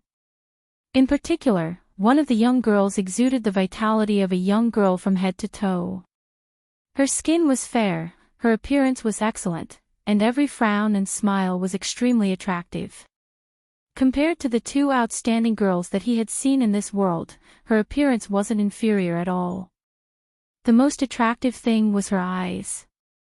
They were clear and full of curiosity, as if she was a young girl who didn't know about the world. Ren Baqin found a second good point about the remnant citizens of the Hao Nation. When the time comes, he could gather a group of them and dance in the palace when he had nothing to do. Well, he also had to get those 17 pearls on his head back. Zhang Chongkong paid attention to Ren Baqin's expression. Seeing that Ren Baqin was fond of them, he smiled and said, "If Mr. Yi likes them, I can make the decision to give them to you. I only hope that you will treat them well in the future." Residence Chief. The rest of the people were immediately shocked. The rest of the 8 girls didn't matter, but one of them was the residence chief's youngest daughter. She was usually treated like a treasure by the residence chief. She actually appeared among these people. This was enough to shock everyone. However, Zhang Chongkong's words were even more shocking. Everyone looked at Painting Fairy, but realized that she didn't seem to have heard anything. Zhang Chongkong looked at Ren Baqin with a smile in his eyes. There was also a tinge of anticipation in his eyes. He thought to himself, no matter what, there will be a battle in the future. If they won, it would be fine. If they lost, I'm afraid that not many people would survive. In particular, Deo wouldn't let people like the Golden Ring residents stay. Even though sending Kaisian away didn't sound good, it was an opportunity for her. Even if she lost, she could still survive.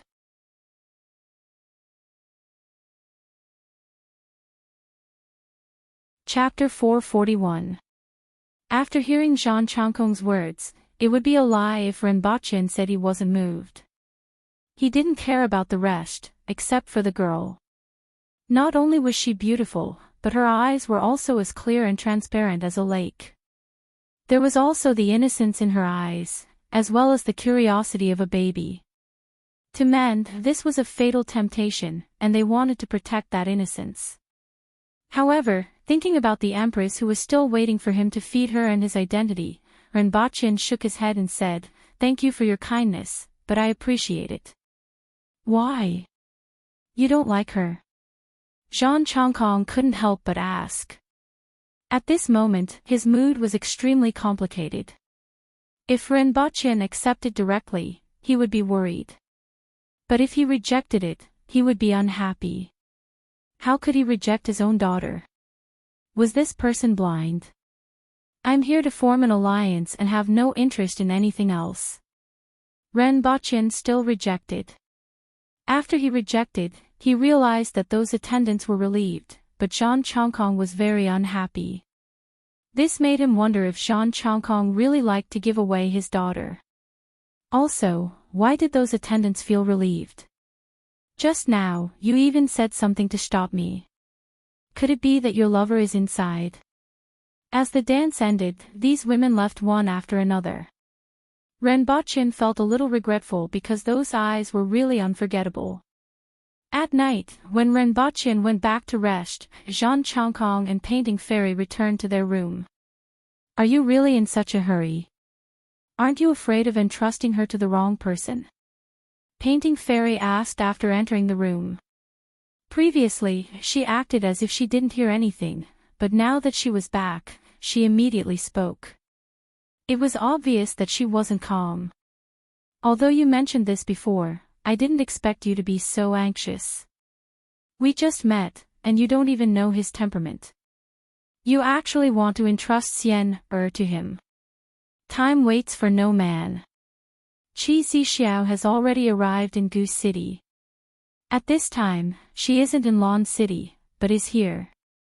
It's hard to predict her intentions." Zhang Chongkong sighed. "What?" Painting Fairy was shocked when she heard this. Everyone in the entire Tianjing basin feared and hated that famous woman. "Is this true?" "It can't be wrong," Zhang Chongkong said. "Therefore, even if I don't understand this person, I can't care too much. If there are unforeseen circumstances, it will be too late to consider this matter." Moreover, Dayo wasn't scary. What was terrifying was the endless number of barbarians in the 60,000 mountains. Even if they managed to get out of the valley, he did not know if they would be able to chase the barbarians back and block their counterattack. He did not know how many people would die and how many would survive. What's more, Kai Xian is too pure. If something happens to us, I'm afraid that she will suffer a lot in the future. Since that was the case, he might as well find a backer. "We don't have that much time and opportunity to slowly choose," Zhang Chongkong said after a pause. Under normal circumstances, his daughter's looks would naturally be the target of countless pursuers. But in times of chaos, it became her disaster. In addition, she was innocent and ignorant of worldly affairs. Whether or not she could protect herself in this chaotic world was truly worrying. Rather than that, it was better to find a backer. No matter how bad it was, it wouldn't be that bad. After listening to Zhang Chongkong's words, a complicated expression appeared on Painting Fairy's face. Although she was reluctant, she didn't speak anymore. "What now?" "Tomorrow, the mansion will send someone to send him to Heavenly Cloud Mountain and have Kai Xian go with him. With Kai Xian's talent, looks, and temperament, no man will not be tempted after interacting with her for a few days," Zhang Chongkong said with a complicated expression. After a long time, Painting Fairy sighed, got up, and left the room. The next morning, Renbochin woke Lin Chala up after washing his face. In order to keep her awake, he played a little game with her. He threw the candy to the left, and Lin Chala appeared in the air like a gust of wind. Then, Renbochin took out another candy and threw it to the right. After catching 5 or 6 candies, Lin Chala couldn't help but say faintly, "Why do I feel that something isn't right?" "You eat and sleep every day. You will get fat and your body will rust. You need to exercise." Renbochin threw a candy behind him, and Lin Chala immediately disappeared from his sight. Cough, cough. Ling Ziquan, who had been standing in front of the courtyard for a long time, didn't know how to react. Finally, he coughed. "Mr. Yi, please have breakfast." Following Ling Ziquan's words, a few maids brought their breakfast to the courtyard. "If there's anything you don't like, just tell me." "When do we set off?" Ren Baqian asked. "We can set off after breakfast." After breakfast, Ren Baqian packed up his things and waited for someone to call them. After about 2 hours, Ren Baqian was a little impatient when Ling Ziquan finally arrived. "Mr. Yi, everything has been arranged. Please follow me."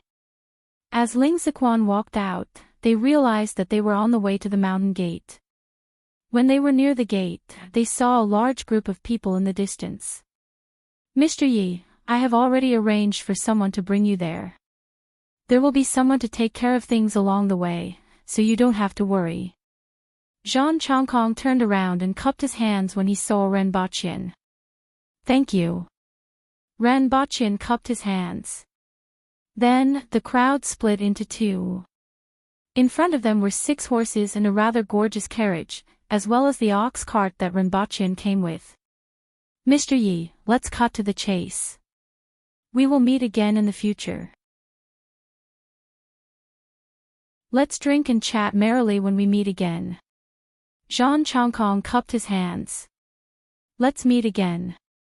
Ren Baqian cupped his hands, thinking that when they met again, they would probably want to swallow him alive.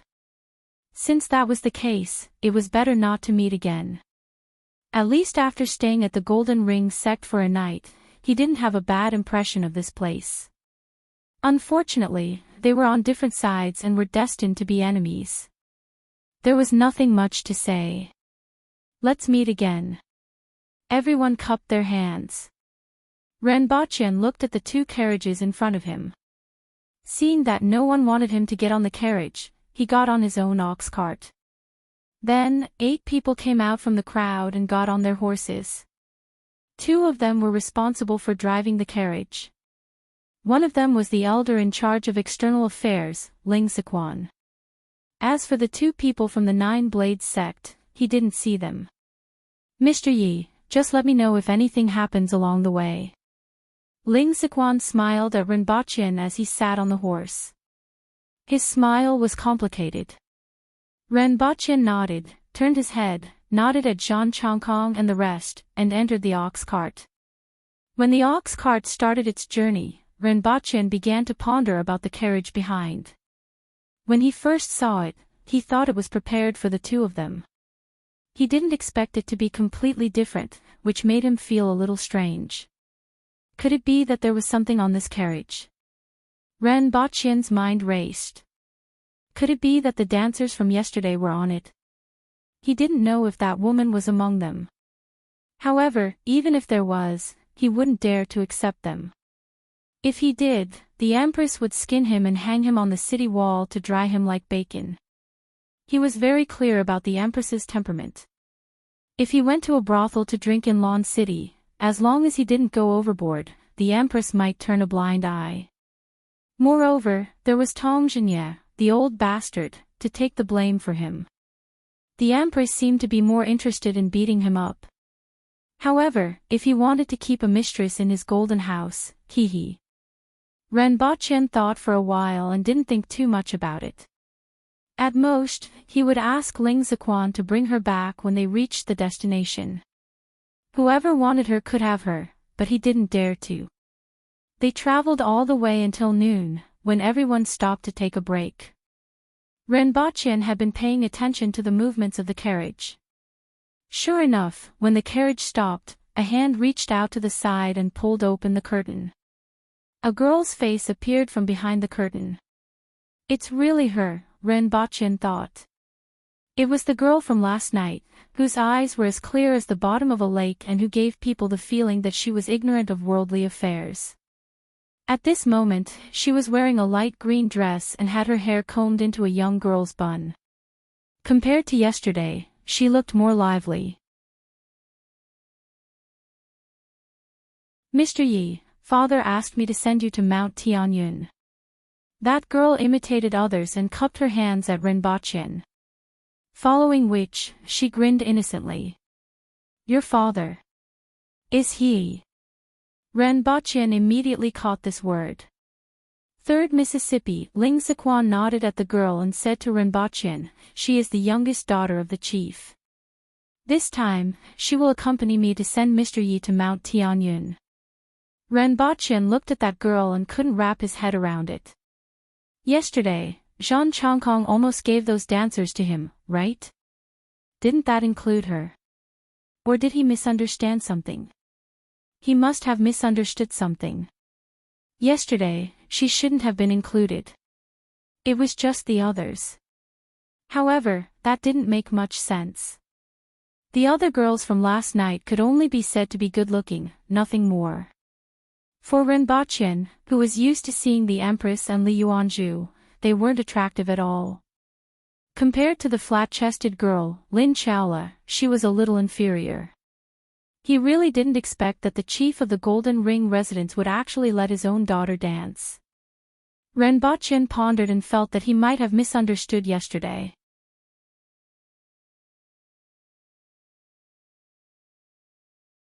Chapter 442. Mr. Yi, is it very big outside? Mr. Yi, how big is it outside? Mr. Yi, have you seen the sea before? What does the sea look like? What color is it? I read that there are no boundaries. Is that true? Mr. Yi, since noon, Renbochin had been hearing Mr. Yi and questions. Renbochin couldn't help but ask, are you 100,000 wise? Although Renbochin said this, he didn't feel annoyed. This girl had a special quality that made it hard for people to hate her. Even if she asked some very childish questions, it would only make people feel that this was how she should be. What is 100,000 wise? Renbochin was speechless. You will know when you see it with your own eyes in the future. It's better to see it with your own eyes than to hear it from others, Renbochin replied. He had never seen the sea in this world. What if he said it was blue, but it was actually red, yellow, green, or black? There was also the Red Sea and the Black Sea on Earth. Although he had never been there and didn't know if they were really red or black, at least some parts of the Yellow Sea were indeed yellow, mainly because there was too much sand in the water and the seawater was turbid. I don't know when I can go out and take a look. Speaking of going out, Zhang Kaixian was a little distracted. She hadn't even gone far before, and the furthest she went was when she went to Mount Tianyun with her father. As for Tianjing Basin, she knew from a very young age that she couldn't go out because it was full of ferocious barbarians. Her father and the uncles in the residence all hated the barbarians.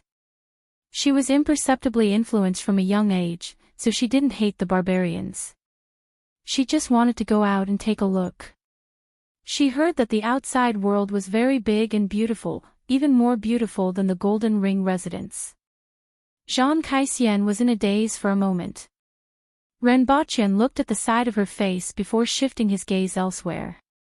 Zhang Kaixian had the characteristics of immigrants from the Hao nation. Her forehead was very wide, her facial features weren't very exquisite, and her mouth was a little big. However, her facial features were just right on her face, giving people a breathtaking feeling. No matter who saw her, their first reaction would be that she was beautiful. Renbochin didn't mind admiring her beauty, but he didn't want to get too close to her. Mr. Yi, is the Yun nation very big? I heard them say that it's very prosperous, even more prosperous than Jiasei City. Zhang Kaixian only stayed quiet for a while before turning her attention to a new problem. After Zhang Kaixian asked a bunch of questions, she suddenly stopped and stared in one direction. After a few minutes, she ran over happily. Renbochin was a little astonished at first. He looked at her and realized that she was chasing a butterfly.